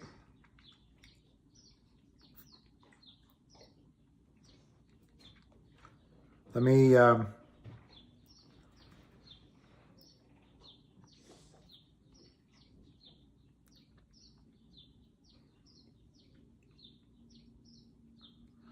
might be able to save that call, and I recorded it. I guess it's saved. I don't know how it works.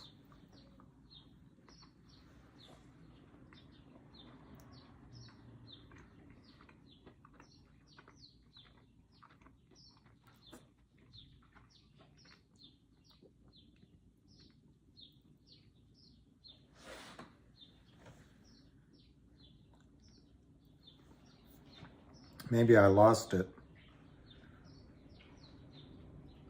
Maybe I lost it. Oh well.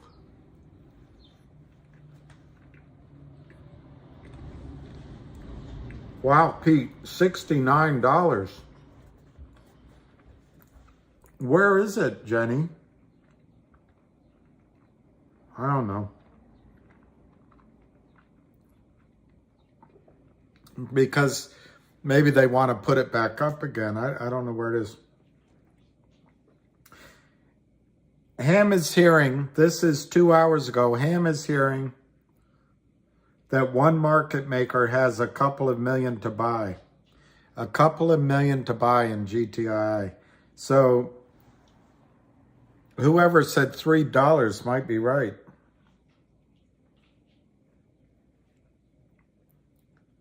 I don't know where it's saved. Maybe here.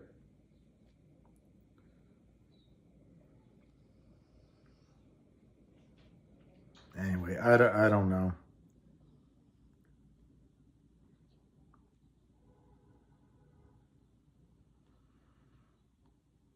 I'll figure it out later. I saw Bird Lady. Oh, that's you. All right. $3.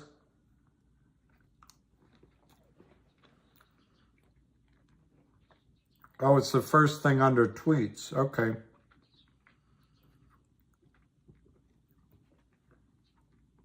Ah, very good, Jenny.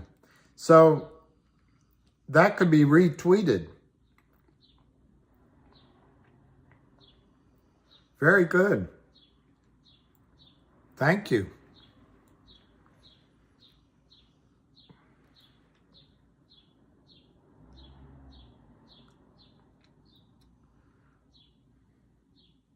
I can see why your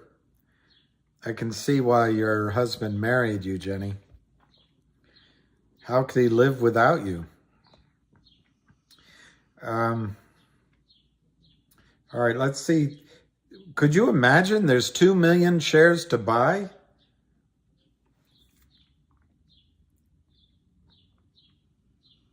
I don't think it's shown up yet. GTII 247, 248. Just imagine that. Oh, I'm sorry. I'm going to turn I'm going to turn the mic off while I eat.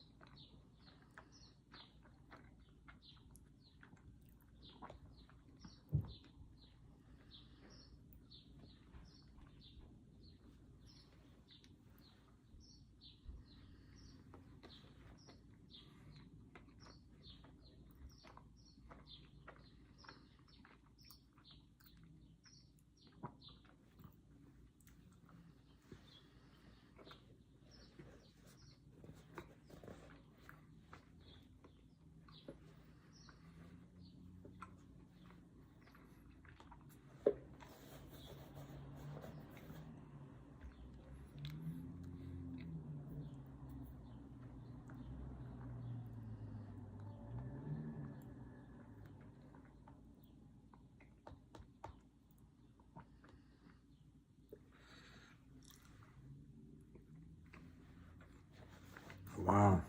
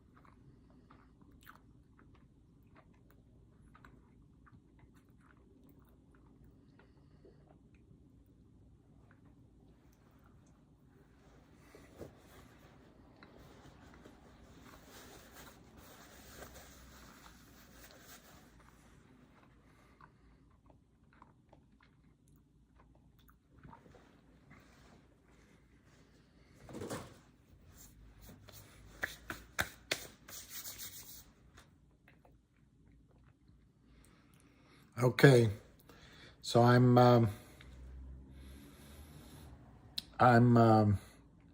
done eating and making noises.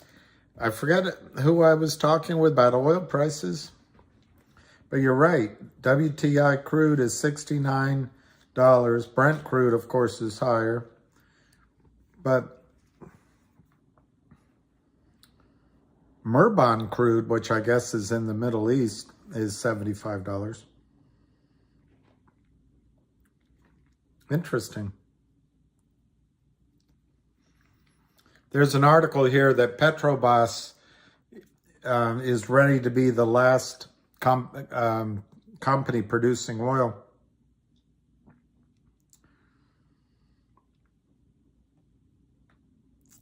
The sentence is this. Let me read the sentence to you.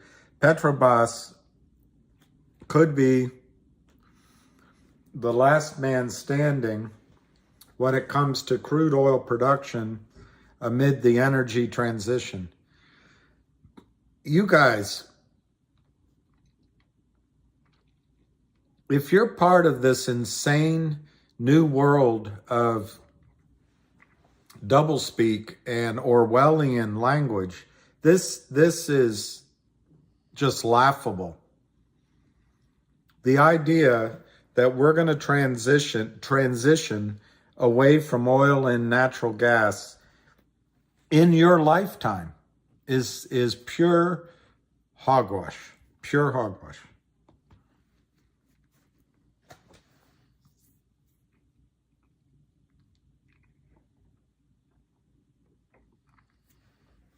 I'm trying not to make any noises, but all right, they've got the stock down a bit, 245 to 247, last trade 246. No volume though. Dubai is beautiful, but it's turned into it's a city now. So there's traffic jams and a lot of concrete, a lot of highways. I don't know why they built it so much dependent on the car. They were starting from scratch. They could have done something differently. But they do have a really modern metro. I enjoyed it better when it was still sort of under construction. But there's some beautiful parts, beautiful places. People are really nice. I like it.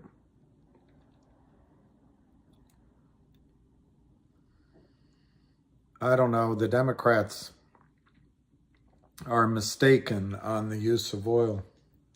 Where is gas 88? 888.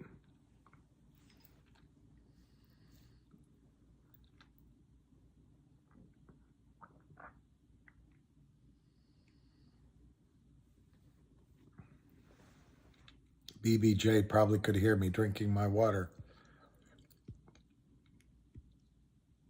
Fahad, you're in Dubai? Well, someday I'll get back there again, and I hope to look you up. I thoroughly enjoy visiting Dubai, and recently when I would go, I would stay at the Emirate Towers Hotel. I doubt I would do that again. Yeah, I don't realize how and then I raised my voice. It probably hurts your ears. This microphone's better than the one that's in the. Is there any place in the country that gasoline is cheaper than shares of GTII?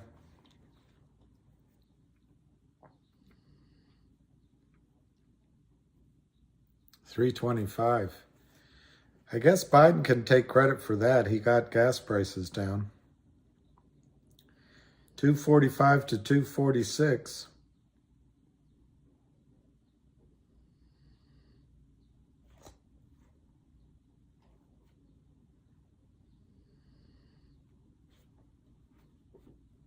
Canada?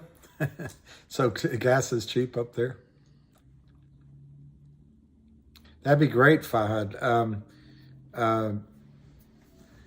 I used to go quite a bit. I had somebody that I still consider a dear friend, but we haven't spoken in a while, and I would go quite a bit.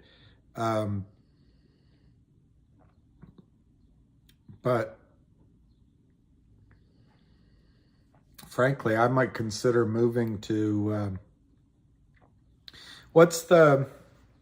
what's the emirate that's Russ? Anyway, when you drive toward Abu Dhabi, there's an emirate there. I just can't remember the name. Anyway, I have a friend that lives there, and it's a little off the beaten path, but you know, Dubai is not for the weak-minded in terms of you got to be pretty active. Now we ride. And you know what, Buck Thanar? Ham posted that there might be, he said it's a rumor, he couldn't confirm it, but there might be a buyer for 2 million shares of GTII. Could you imagine? Could you imagine? I don't think they'd leave, if it's true, I don't think they'd leave it over the weekend.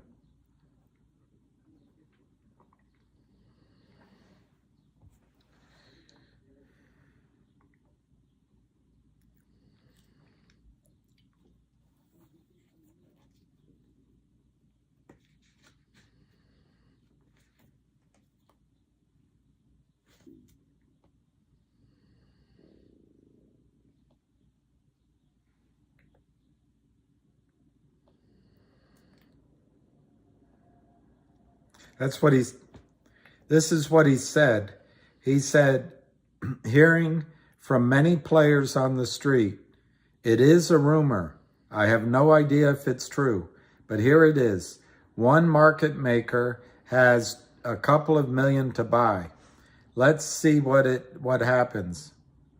Maybe a rat is running to cover. All right, so what I'm going to do, we can do it together. We can do it together. We can do it together.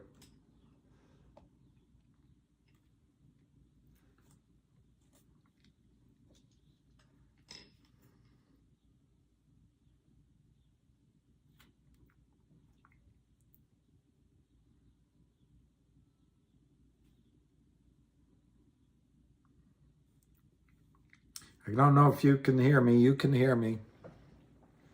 At 4 o'clock, there's an MMTLP call. So we'll go from Ham to the MMTLP. Apparently, there might be something which is announced.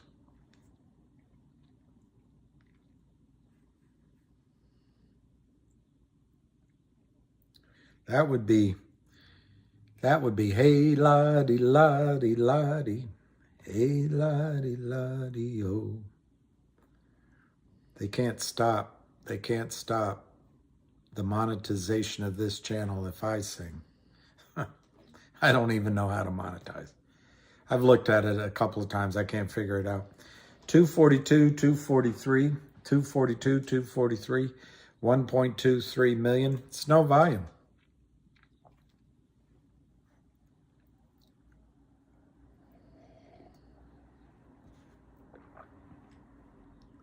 I know, Barbara L. It's 302 though right now.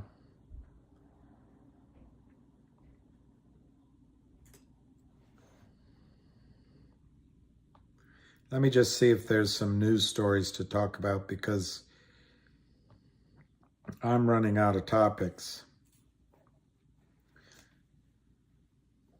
Oh.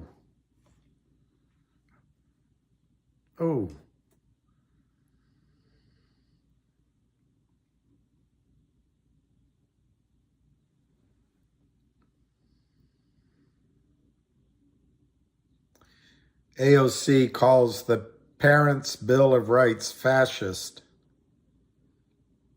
Well,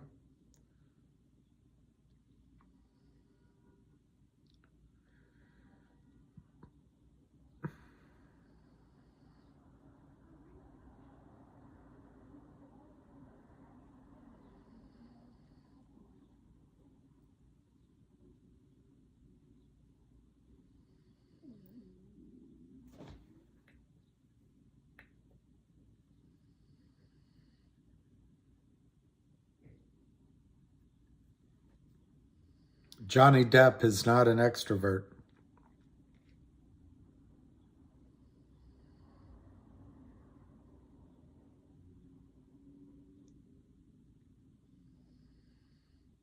I don't see much news going on.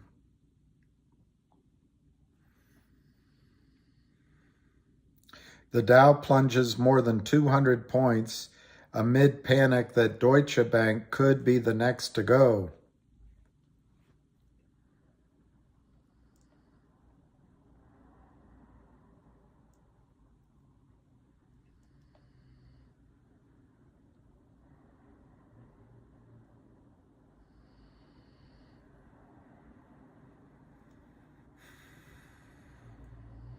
All right, that's not much much news.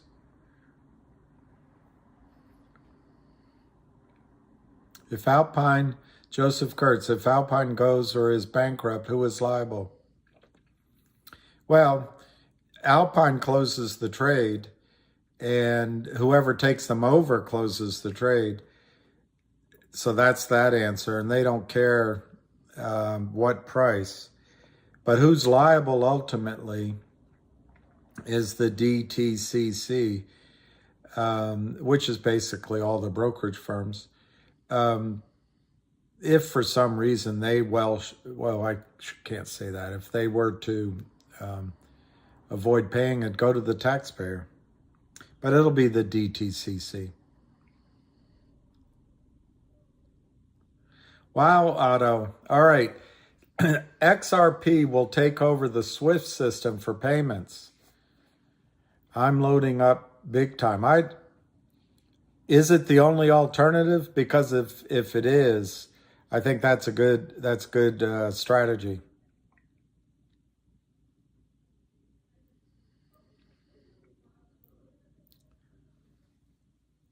Yeah, AOC has a certain attractiveness, but I think she's frustrated that Anna Paulina Luna, whatever, has entered Congress as well.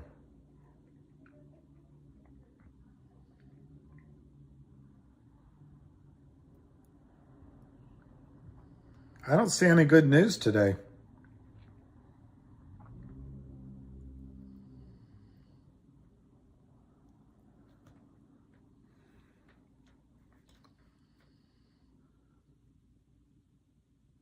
Yeah, all right, Otto. And it's XRP. Okay.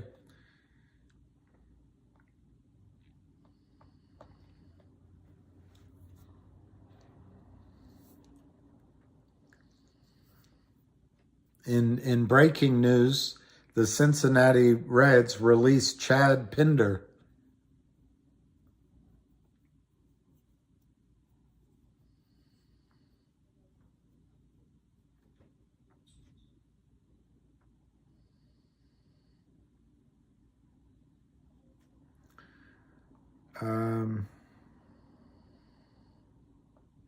I'm just trying to kill time till 3:30.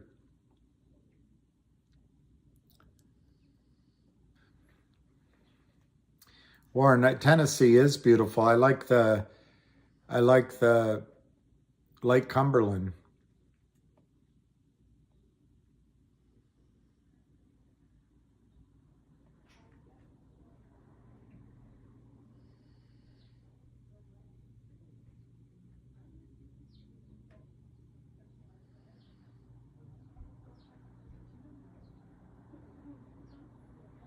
Macron's pension reform ignites biggest protests in 50 years. And chaos in France forces King Charles to postpone state visit. Wow. XRP was cool back when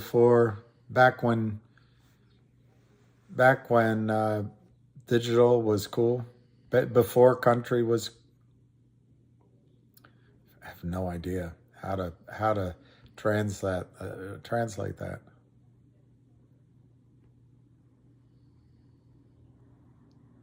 You're a big Chad Pinder fan.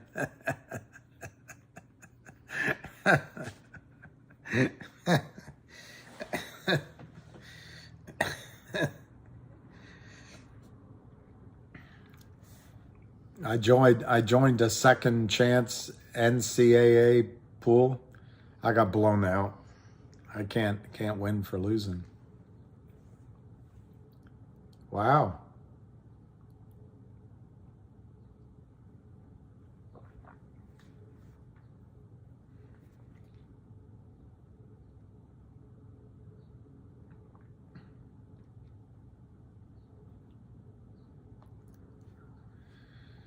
All right, we only have 20 minutes to go.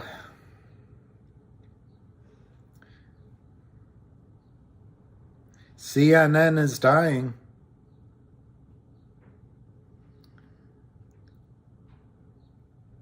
CNN now has 80,000 viewers prime time.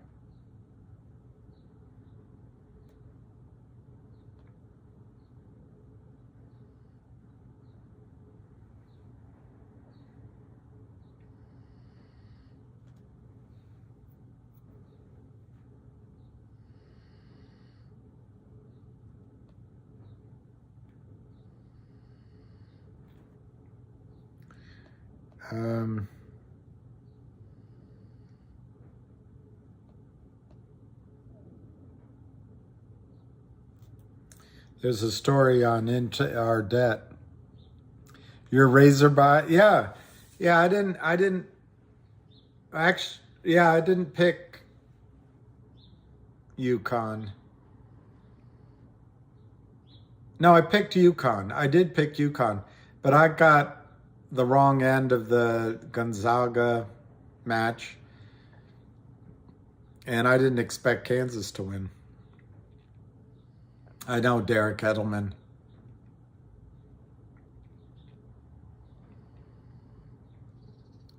I want to go to all these places with food you're talking about.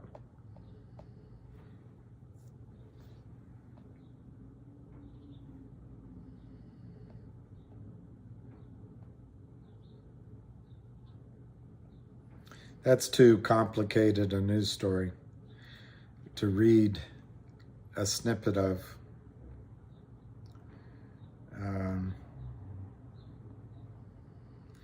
As much as I hate it,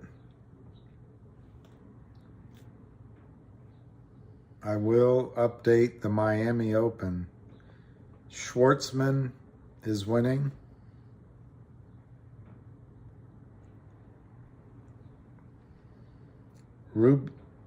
Rublev won.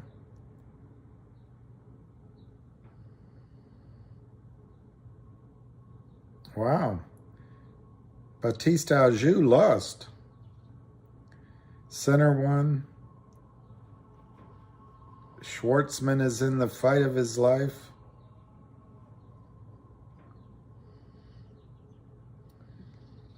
T. Paul is winning. Later today, 4:30, Carlos Alcaraz plays F. Bagni. All right, Kevin Story. I like those, I'm trying to remember what it's called, but when I would go to Houston, I think it was in Houston, we would always go to this barbecue where George H.W. Bush used to eat. I really liked it. Just down to earth place. I'm saying, Frank, I'm saying $274 is the closing price. Meat and 3, yeah.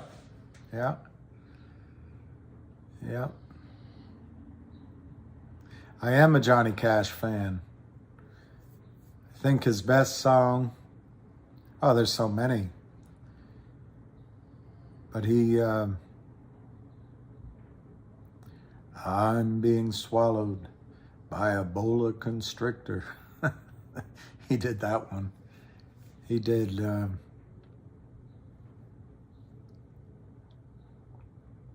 He did a Bob Dylan song very well. Step lightly from the ledge, babe. Step lightly on the ground.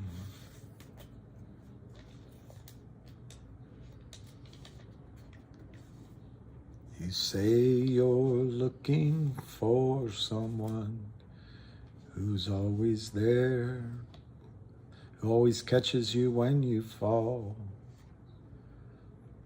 And something else, but what is more, it ain't me, babe. It ain't me you're looking for, babe.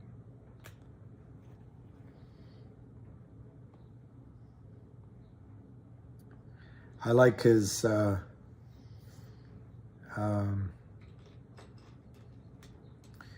it's pig iron, it's pig iron, it's all pig iron. The Orange Blossom Special. Rolling down the seaboard line.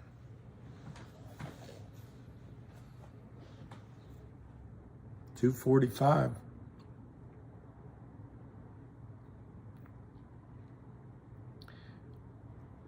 MJ1118.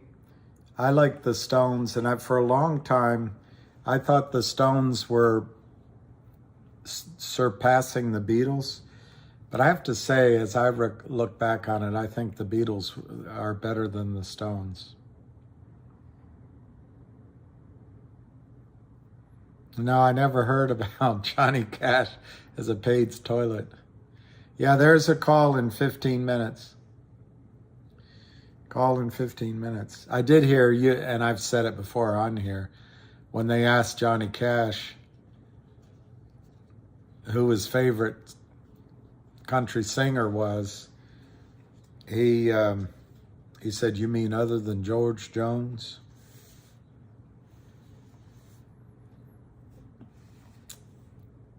Well, the Stones are great, but I've always liked John Lennon over Paul McCartney.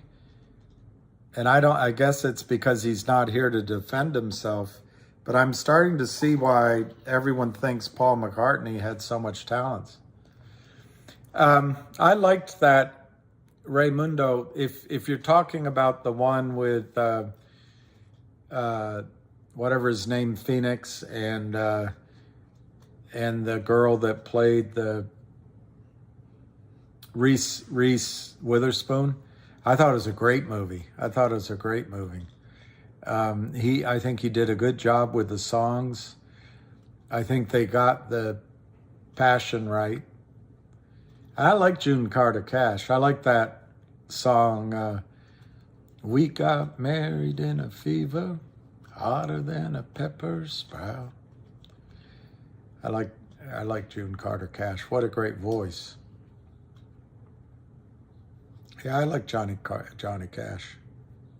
How long is the discovery phase of the lawsuit? I think we're in it. I've never seen The Irishman. I'm going to take this call because it's about my mother.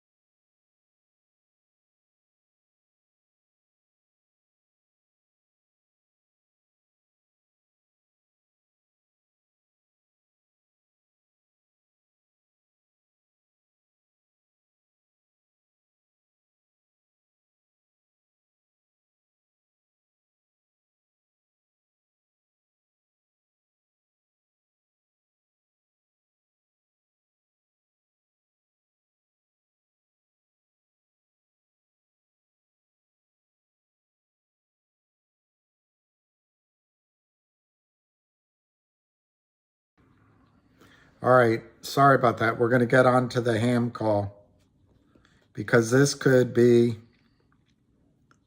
oh, they got it down to 239 because they know the ham call is coming. Welcome and thank you for... They just know it. Muted. They just know it.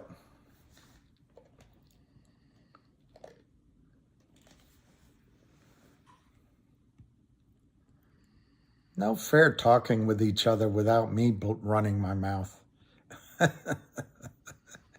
Yeah, sorry. My mother is in anyway, it's about my elderly mother. And I have to follow up on Monday.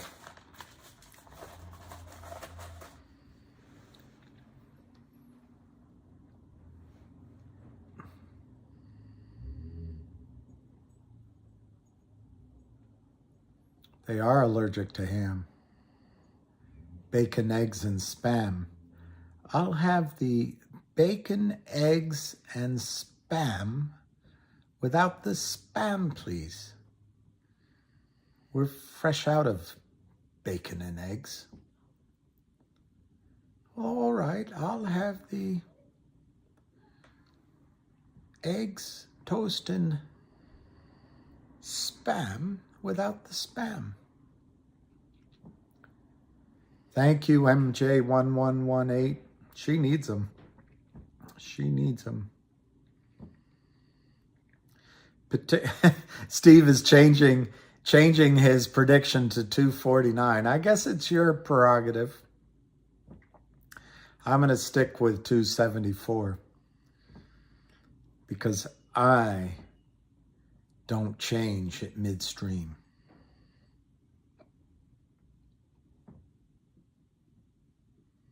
It would be great to hit 100.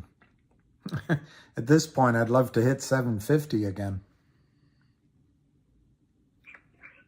All right, everybody, welcome again to Securities Fraud 101. This is not to buy or sell. Make your own education, own determinations on your buying and selling. This is about education about security fraud. And as you can see, it's another chapter in Security Fraud 101. And the attack, I don't even understand why they're playing these games all day long. To me, West Christian has filed in the federal court. No one wants these subpoenas. This stuff is real, and they're all going to get busted. The biggest question that I got from a lot of people in the street is the compliance office that keep allowing this to happen and look the other way. They're the ones that are going to be the most at risk. Against most of these characters are offshore that are selling stocks, a distance away from the U.S. government. But the compliance guys at the firms are letting it go on, and once they start getting served, they need to stop this because they're at risk of losing their license and obviously being part of the crime. Okay, we watched the attack this morning at a couple minutes to 10. Just before the margin, they start bashing it down from the get-go this morning, trying to break it down. Then it turned green, went up to 250. They won't let it go through 250. They won't even let it trade at 250. I have no idea what the numbers mean, why they take a stand at 224 yesterday, 250 today. All they're doing is just selling the stock cheaper, telling people are willing to pay higher for it, let it go higher. Okay, so these guys keep showing you the sign of desperation. Every stock, and I'm sure many people have been here, and stocks that get squeezed, the stocks have a rise. They run a little bit, something, up $1, up $2, and then they kill it back down. They can't do it here. They can't let the stock go up. It's so obvious. You can all see it. It's very different than any stock that you guys have been following or been in. Whether it's DBIG or this one or all these crazy names that we used to follow, CEI, all these names that squeeze. DTI never gets that squeeze. And every day the information shows you that these guys are grudgingly letting it go up 10 cents, 5 cents. It's like pulling teeth. Just go up a nickel. Again, remember, a real short will let it go higher. A fraud cannot let it go higher because they can't afford the margin. At 2 o'clock today, just before 2, I posted, they sold about 60,000. I put the bar chart up there. You can actually see it. You can see their attacks. They drove straight down from 248 to 242, 7 cents. In a second, I know some people that stepped in and brought it back up to 249 again, and they begin the assault again. All they're doing is, I don't even understand what they're doing. It makes no sense. If it was me, I'd let the stock go $5, $6, $7 and then drive it down. At least you can make some money. This is a complete opposite of anything you've ever seen. They can't let it go up. They're exposed. The DTC is monitored, and the SEC, FINRA, all these things are coming down the pipe. Their lawyer quit. The guy at Westpac who got pinched by the FBI for defrauding the firm. I mean, I don't know if he was arrested, but they're on top of it. I mean, there's so much stuff here. It's like they're standing in the vault and the police are helping them load the bags, and they're going to get arrested as soon as they step out. Okay, that's how deadly this is. Remember, they keep selling it lower and not letting it go higher, and you can see it. I don't need to teach you it anymore. If you can't see it, then you need to quit this game because it's very obvious what they're doing. They cannot let it go higher. They keep using all the market makers to rotate it so it doesn't look a concentrated position at one place anymore. You can see all the list of market makers move down together. If you just go to OTC Markets, OTCmarkets.com with an S, you can actually see in the last column, it's the S price, the size, and the time. Everything they do has to be clocked. And you can see all the market makers drop at the same time. The time is right there. That's why I keep trying to tell you, everything is time-stamped. Okay? And this way they all jump together, they all move together. It's, the three low offers in the stock are OTCX, NITE, he has the spoof order now, 58.83, and then VIRT. Then it jumps to 245. So it's obvious that they rotate these guys. When someone takes them out or they cancel their offerings, the stock will lift. There's nothing to say. Everything's in play. The company's doing everything in their power. They filed lawsuits. You got the dividends coming up. They got Christian subpoenaing other people, going to the court. We can't stop this manipulation, and they all deserve to go to jail for a long time for what they're doing. And as you can see, all the 40 offers just disappear, and it goes the other way. So they spoof it down. Another case of spoofing is reported spoofing in real time for you, and they all cancel, and then the stock starts to move up. So a short needs to create volatility. I put it up there every day. They need the stock to swing up, swing down, and get the longs in the middle to panic out. We don't know every long in the stock. People panic out, and this is what happens. Also, they decided to drop it down now. So this may be a day they're trying to push it lower. For what reason, I don't know. All it does is give people, it's not like it's a race. We have to get it to 250 today. Doesn't mean anything to me. 250, 275, it doesn't mean a difference. Nothing changes the game. All right? I don't understand why they want to sell it lower. They think by getting it red, it's going to mean something, and people are going to bail out. The only people selling it is right in your face. You can see them doing it all day long. There's not much I can say about this. I can't stop the manipulation. None of us are police officers. They're watching this thing. If you're watching and understand it, you have to be, if someone calls you up and tells you to go buy an over-the-counter stock, you have to be out of your bird to do it. The system is completely fraudulent. All right? I can't tell you enough. Just look at the poor people posting their pictures of their faces at MMTLP. People in wheelchairs, firemen, this one, mailmen, everyone. They steal from everybody. And I told everybody here this 2 years ago. They don't care who you are, what you do. Steal the money, and we don't give a fuck about you. That's the Kramers. They don't give a fuck about you. Then they take your money, and they donate it to a charity, a hospital, and they get the award. That's who they are. They have such big balls, they put it out in their name like they donated. They should at least say, hey, I stole this money from GTI. We'll donate the money and the shareholders that we stole it from. That's what a disgrace these guys are. They think they're movie stars and that they belong, and that's their God-given right that they can just steal from us. Alpine, that guy's another criminal. He belongs with them. They belong in jail. All right? I hope West has criminal charges against these guys for what you're watching here. Okay? Again, real shorts let it go up. Criminals trying to hold it down. They're just trying to attack it, get it to go red on the day so people bail out there and just drop it to get it red on the day. This is the game plan late in the day on a Friday, trying to mark it down. They'll sell whatever they can to get it at the market. And if you go back and look, I'll post in a little while, you'll see the chart. And you'll see they sold 70,000 shares. They sell it at the market. So people who buy stock put bids in when they see the stock go to a level. When there's no bids out there, it's like an air pocket, an elevator. If it's the 12th floor and the next button pressed is the 8th, it's going to go to the 8th floor. And that's the same type of thing what they're trying to do. They get it to drop real quick, and as you can see, they got it down to 222 now, just trying to get it red on the day. Where are they going to stop? What are they doing? I keep trying to tell people who read the charts, who love the charts, charts mean nothing to me because you can see the manipulation, what they can do to try to break a chart. That's what they're trying to do for you. Again, all the people that I know look at this as a buying opportunity. They want to give it to you cheaper.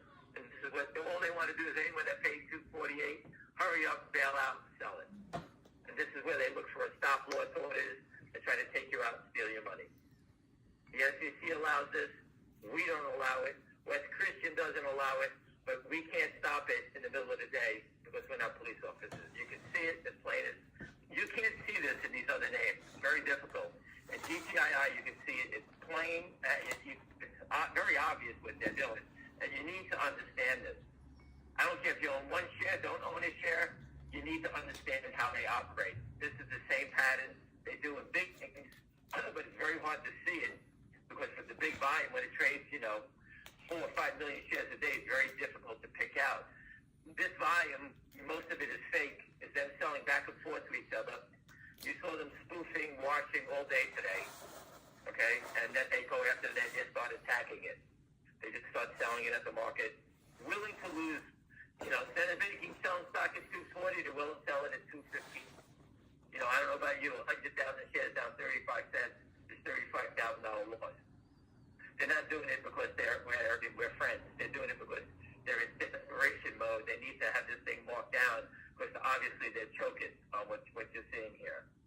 So, I won't be surprised if they stop, turn, and try to come back and scoop up everybody and the stock goes back the other way. I mean, that's all it is. It's the same pattern. If you learn the trading patterns and you wanted to buy stock, when you see the stock start to move away, you wait for it. When you see them attack is when you buy it. That's the way I play the game because obviously it's 100% the same pattern every goddamn day. Okay? These guys are all criminals. You can see it. We trapped them. It's not our job against the SEC, the FBI, everyone, it's their job to end this. We put trucks in front of the building. We've done everything. The company is doing everything in their power to make this thing happen.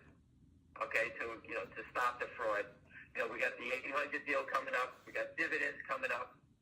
I'm now looking at the stock. It's 222 to 228. So after they're sell 50 at the market, it stops, and then they start to fill in again. All right? But if buyers don't come in, you'll see the chart. They'll go 222 to 27. The next thing you'll see is someone offer 100 shares at 226.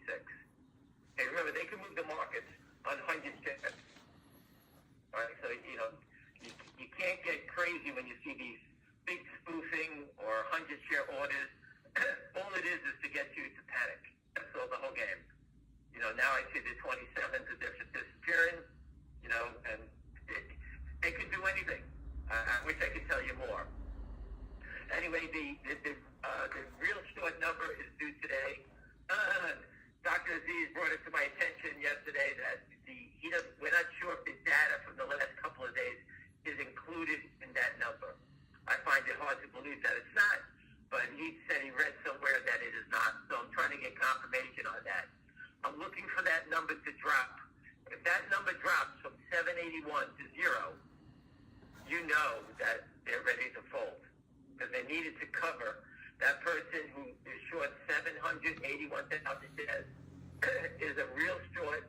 That is someone close to the Kramers or wherever, someone close to the organization. They did them a favor. They sold stock that they borrowed, and now they're out here saying, hey, screw this, you got to cover me. If they would have bought it 781 in the open market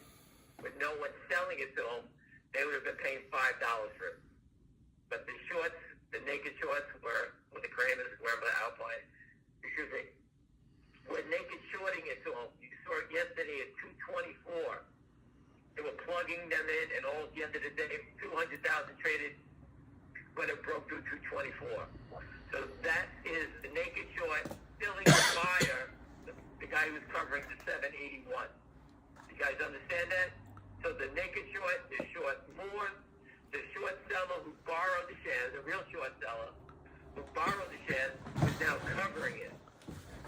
Right? So it's a prearranged trade. They own 781, and they had to sell 781.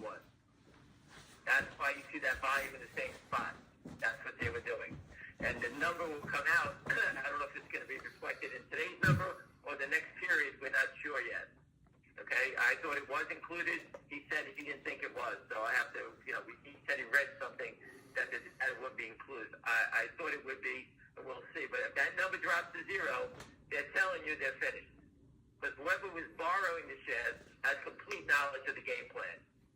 All right? Because you're going to be adding to mind for sure 780,000 shares of this stock at $1.50. The most you can make is $1.3 million. And at $2.30, they're down 75 cents already. Right, 80 cents, it's 560,000. So no one would short to make $1.50 to lose 10 or 20 or 30, whatever it may be. So these guys know they're protected by the naked short sellers. When he wanted to cover, the naked shorts were selling it short to him. That's why I thought the naked short number was going to be big yesterday, and it was as high as I thought, but they were plugging that guy. Okay, and I could see it again today. They were doing it again today. It looks like the tail end of it, by the way. So I think that number can be where the guy can be flat. And if you ever think it's strange, it's 227 to 230, 1,700 by 1,700. If you ever think there's nothing strange going on here, just look at the numbers. Everything they do. That's when they're careless, when they do things like this, because that's when you can pinpoint them. Okay, when they put the same stupid numbers up here, because they have to move it too quickly. This is where they make mistakes, and this is how Wentz will catch them. They have people watching the spoofing. He wanted to hire me to get them a lot of the spoofing data. I turned it down, and he has a group of people that are doing it for him. When I'm sitting around, I send it to him anyway, whatever I see. Okay, but he's offered that, and I turned it down. But when they do things like that, those are signs that they're playing games. Right? So someone just sold 100 shares at 227. Obviously, they're listening. All right. So again, there's many tricks. The name of the game is to get you to sell. This whole show is to get you to panic out. You get a group like I'll go into big stock when Adam Schwartzstein attacks a company and he writes a negative story about these biotechs. He's trying to get everybody to sell. All right, he's turning a short-term, whatever it came out on their data, he turns it into, it's a fire, the place is going out of business. Okay, that's what he tries to do. Anyway, there's not much more I can say on this subject. It's all over the place. They're pushing it down to save pennies. Okay? Just think about what they're doing. That's how desperate they are, the margin money. They control the market makers. They drop the bids. If there's not a buyer there, then they all run away. When a buyer shows up, all the sellers run away. Okay, so most of this volume is fake on the downside. They hit the bids. If there's a real buyer, they hit the bids, and you can see what they're doing. Anyway, listen, have a great day, and I'll be traveling, so I'll be out for the next 8 days. I have to travel, but again, nothing has changed. It's stronger. The manipulation is right in front of your face. You can see it. I wish I could say more, but, we got the GTC on your side. You got the Westpac, the FBI investigation. You got FINRA, the SEC going after Alpine. Their lawyer quit.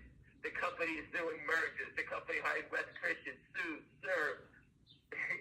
It's endless. I don't know any other company doing anything like that. People keep posting about AMC and the new movies and their popcorn that they're selling. Give out a goddamn dividend. GameStop, great news. They did great news. Big deal. They still sell it. It went from 29 and went down to 22. They're still leaning on it. They need to do dividends. This is the way you expose it. Someone's texting me some, hold on this. So I think this 329 days is significant. Listen, the courts are going to rule. The SEC is going to go after Alpine. Everybody knows. The desperation you see here is showing you that Alpine, the people that stuff at Alpine are in the desperate mode here. You can see it. They're in a panic trying to do this manipulation all day long. All day long they've been working on this. The SEC, the DTC, FINRA have Alpine in their crosshairs and not let them get away. They committed fraud, the highest level fraud against the stock settlement system. All right, they're not getting away. Everybody knows that place has been a shithole for years. Okay, their own lawyer quit. And I just found out yesterday, their lawyer is from Utah. That's where they're based at. So this is someone that knows them very well. Okay, so the only reason that a lawyer would quit a case, there's a couple of reasons, but the big ones that I've been hearing constantly from attorneys and other people is A, they don't get paid. Why would they get paid? Obviously, the lawyers informed them that they're not going to win the case, or the SEC told them they're going to lose anyway, and they stopped paying them. Or B, they handed in information that is fraudulent to the court, and the lawyer is going to wind up taking the beating over this because the lawyer has to get insurance, and he gets dragged into the hole for providing false information to the court. All right, so that's a big one. Everyone seems to believe that these guys have misrepresented themselves to their attorneys, or whether they're still doing things, or whatever it may be, they got busted on it, and the lawyer wants nothing to do with it, and he gets away from it, and that's what we've seen. Okay, so I don't know about you. I don't know many lawyers that quit a case and run away. Okay, but you've seen it here. You see the DTCs going after them, the SEC, FINRA, everybody's after them. The lawyers quit, went to suing them, and you still watch the manipulation. These guys are out of their mind. All right, so the only thing it leads you to believe is that they're doing it from offshore. And one day when they give something, they're all going to go, they're just going to leave their computers and run away. And just leave the trades to bust. That's all I can think about, because this is, what you're seeing is so crazy that everyone is watching it. Phone calls I have, people send it to the SEC, recorded, and this is all documented. How much more can we document it for in real time? Anyway, listen, I have to travel, and listen, stay well, everyone, and I'll touch base when I can. I'll be in a 12-hour ahead time zone, so it's 3 o'clock in the afternoon, it'll be 3 o'clock in the morning there, so it's kind of hard. Anyway, listen, nothing has changed. Stay strong. And guys, keep posting on Twitter. I'll try to catch up and read up on it. If I hear anything, I'll get the word out to somebody to get it to you. Anyway, have a good weekend. All right. So this is my count. Okay, I got 11. Again, I got 3. And all right, I got 8. We are just like, F it. We're going to lose anyway. Might as well steal a little money as we can. That's right, millennial. And they're taking the money out. Probably taking the money out of the country. And they're going to stiff the prime broker. They'll stiff the prime broker. And it's just theft. 218, 217, 219. It's no volume. It's no volume. You think they all of a sudden had to sell at the market on the close? Come on. This is so fraudulent. It is so fraudulent. But what Gary Gensler goes after is the newest hot chick that recommends a digital coin.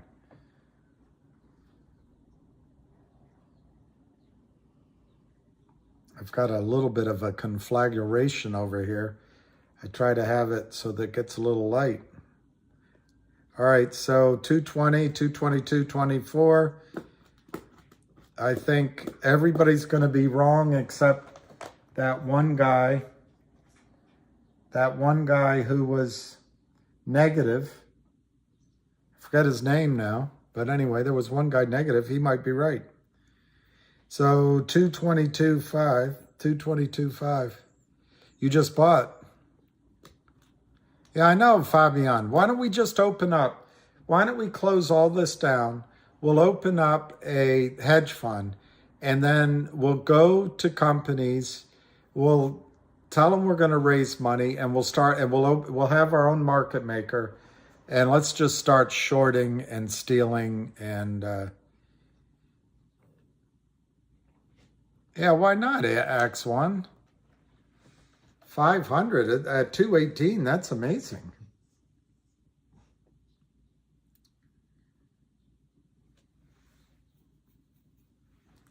I think Fahad said, I think it was Fahad, said, let's finish in the green. So let's just go for the green. Let's just say it'll close at 229. You can be a food and beverage. Yes, Nabobohan.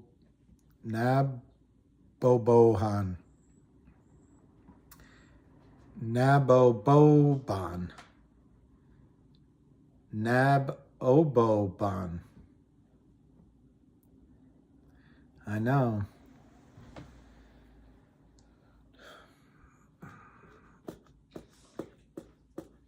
Well, I think the shorts will cover by the end of the day. I don't know how much, but there's shorts here that are going to want to go into the weekend closed. So I think it's going to go up. I think it's going to go up. Hey, Counselor Diamond Hands. Yeah, I think it's going to go up by the end of the day.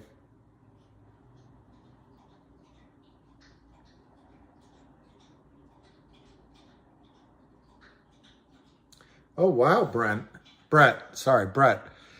Ironic, Alpine in Utah and the hedge fund who tried to sue Overstock was in Utah. That's one of those things you don't believe in coincidences. Rigatoni says opened at 2:30. He thinks it'll close at 2:30. We've got about 6 minutes to go. And it's 221 by 224.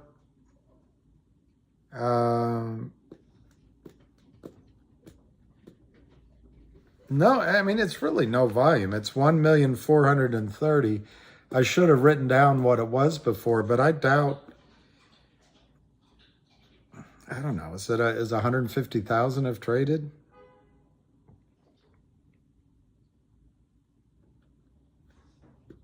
My head is killing me. I don't know if it means I'm about to...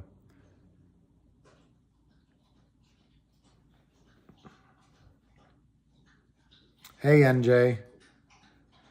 Well, it'll be here, but you can also go on Twitter, and it's under my, there's a recording of it. It was a bit of a Keystone Cops for about 10 minutes, and then I think it got good. AOC is wicked on Whacker. I don't know what that means. Down South Georgia boy, 229. I think that's a pretty good.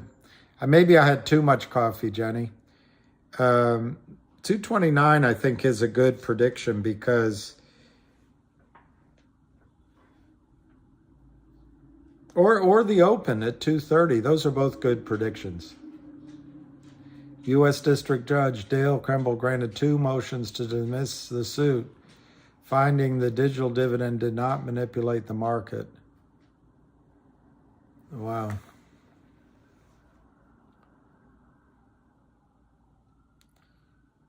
Well, I think X1, what they're really fighting is a margin call. But I also think they're trying to game their way out of some of these trades. And I think in the last 4 minutes, it's going to be a lot of buying. But we'll find out.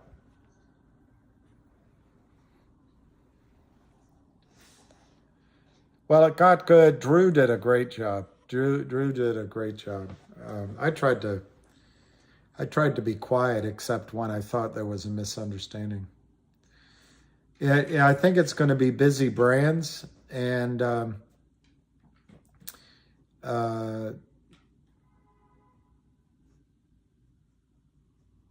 yeah, you're right. They're throwing their grandmother's kitchen sink at it.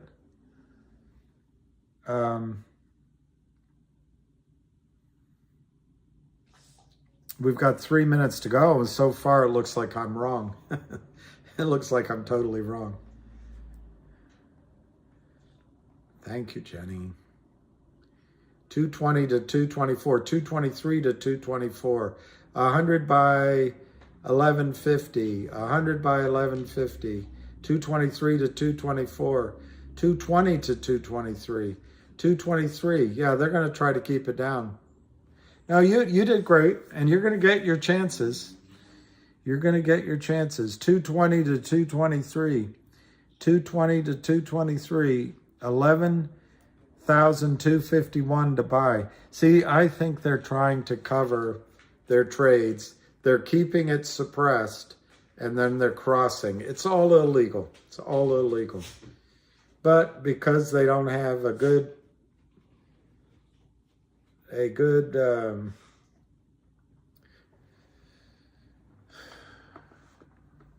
presence on Hollywood, Gary Gensler doesn't care.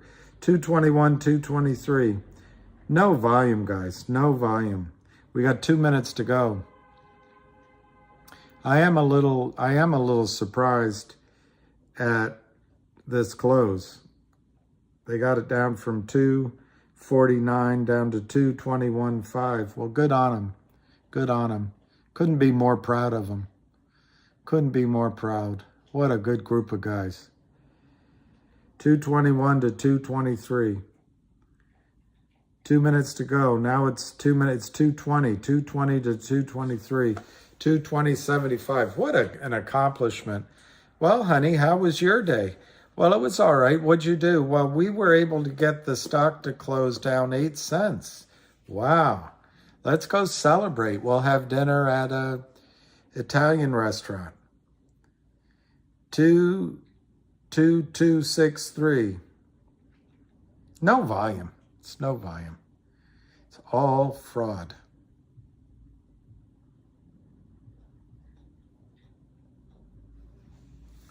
Yeah, 280 coming around, Cryptic. I wouldn't disagree with you.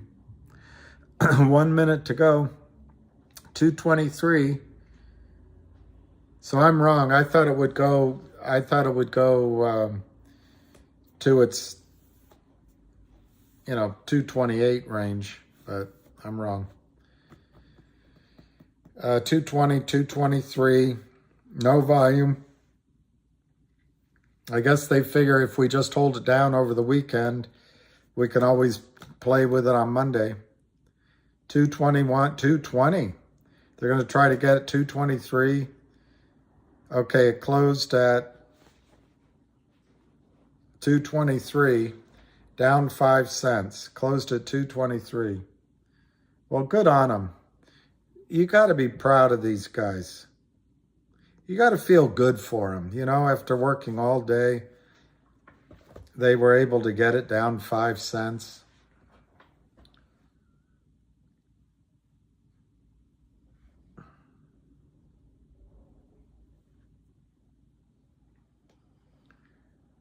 I don't know if that's it. All right, this is the one I'm supposed to listen to.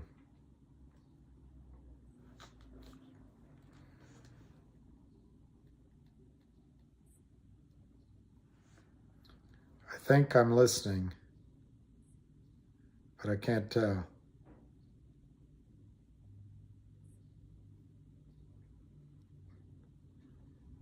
Nobody's talking. Everybody's talking at me. I don't hear a word they're saying, only in the shadows of my mind.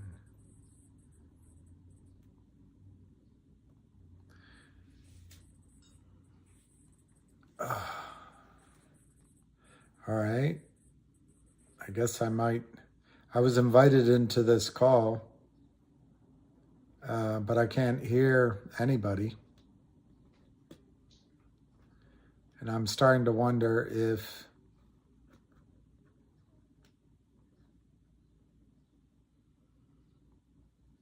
I just don't think they've started it yet. Hey everyone, just a heads up, if you haven't seen it, Curtis released a response to FINRA's FAQs. It's posted up in the nest if you want to take a look at it. That's probably the first thing that we'll be addressing. All right, this is going to be a little bit about MMTLP. Yeah, isn't that something? Okay, Elf, Theo, take it away.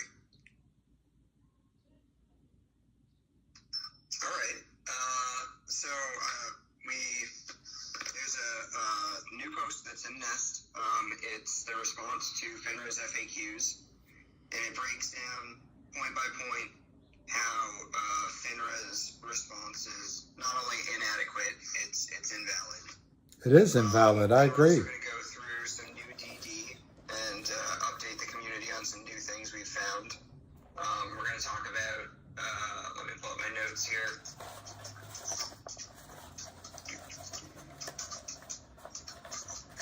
We're going to talk about the bond.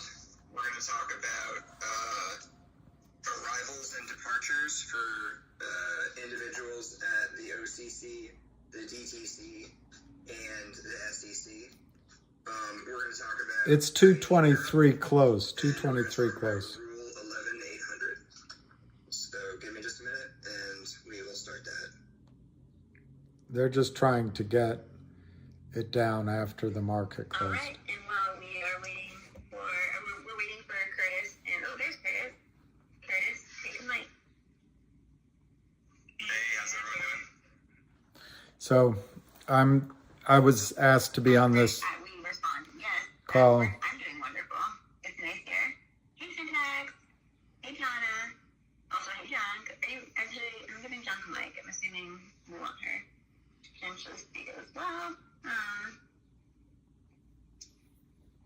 Hi. I don't know how long I'll stay on it. Hey, everyone.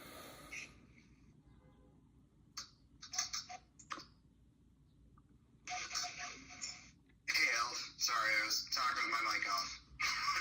It's a problem that... That's good, Raw Fish King. So you're telling me that you didn't properly, what's it called, telekinetically speak me? So you're telling me I have a chance.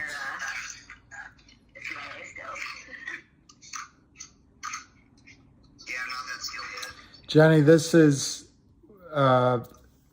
FINRA response Hey guys, just wanted to, thank you so much for all your really hard, incredible it's for work. MMTLP.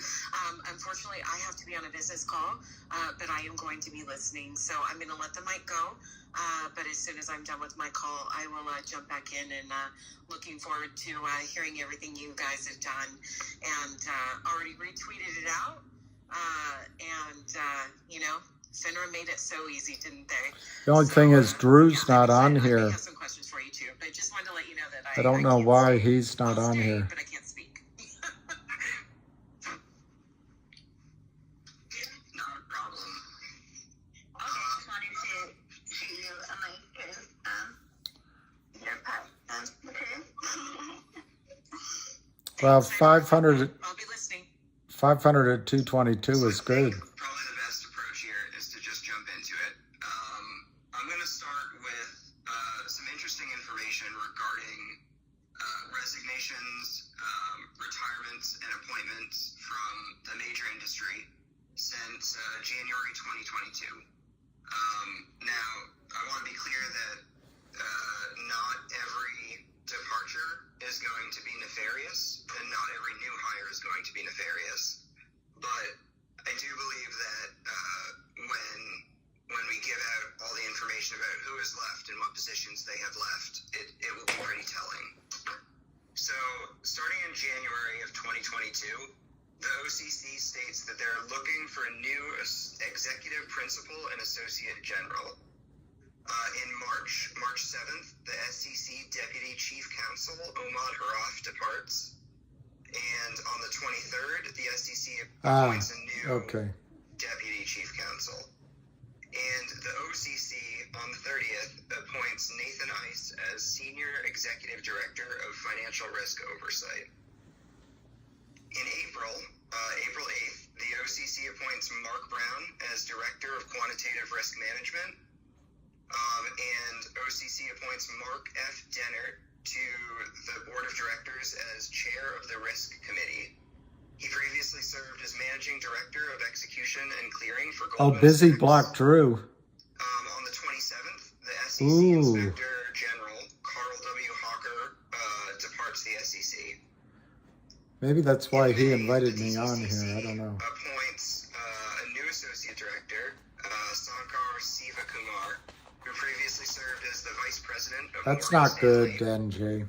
Also May 1st, the DTC DTCC Director of Systems and Disaster Recovery leaves the organization. And on the 2nd, the SEC begins seeking a Director of Operations. I'm kind of bored with this. June 13th, the DTCC begins seeking an Assistant General Counsel. On the 22nd of June, FINRA begins seeking a new General Counsel. I thought they were going to make an announcement. The 22nd of June, the OCC CEO announces retirement to be replaced with Andre Bolkovic, who previously served as CEO of It was ego. Turn it off. All right. begins seeking, Let's just leave it for now, and I can go back in. There was a huge feud last night on Space, and the night before, Busy Block Drew. I don't believe they have worked out. 'Twasn't ego. 'Twas ego that killed the beast. All right, I may not go too much longer just because I've already had a bit of a day, but let's see what we're talking about.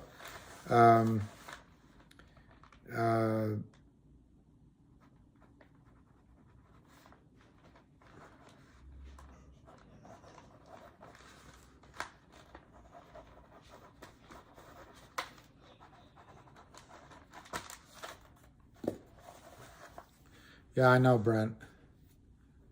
Busy has now been branded. Yeah, have a good time. Get ready for the weekend, the basketball tonight.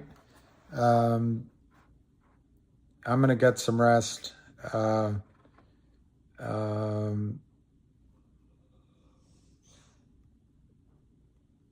GTI, I know afterwards they got it down. I don't think, who knows, but I don't think they have much more power to drive it down. But when you say that, they'll hit it on Monday morning. Well, watching paint dry can be quite exciting, depending on the paint. But I might just give it 5 more minutes and then call it a night. It's been a long day. The madness continues Monday. Frank Anastasio.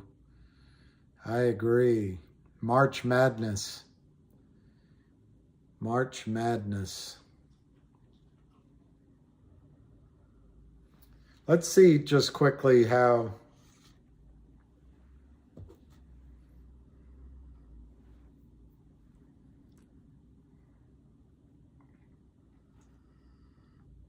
Yeah, closed at 223. That's pretty good.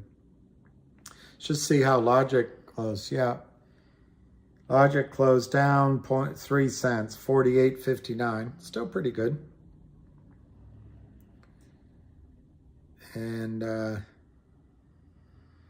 other one that punishes us all, CRTD closed flat. That's pretty good. That's a victory. I'll go to Georgetown.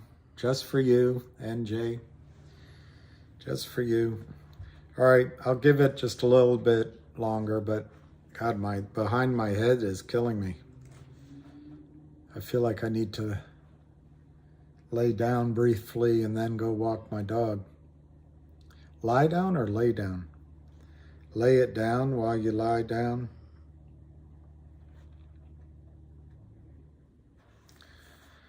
All right, I think I'm going to call it quits. I appreciate everybody. We'll be back Monday, and I think we're getting really close, awfully close. So thank you very much. Thanks for being on for, what, 2 hours? And hey, Pecos Bill. I wish you guys all to take care, and we'll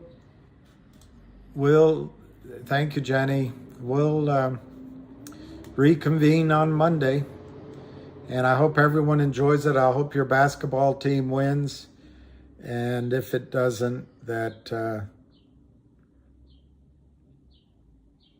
your second best basketball team wins. Anyway, talk to you later. Thank you. Cheers.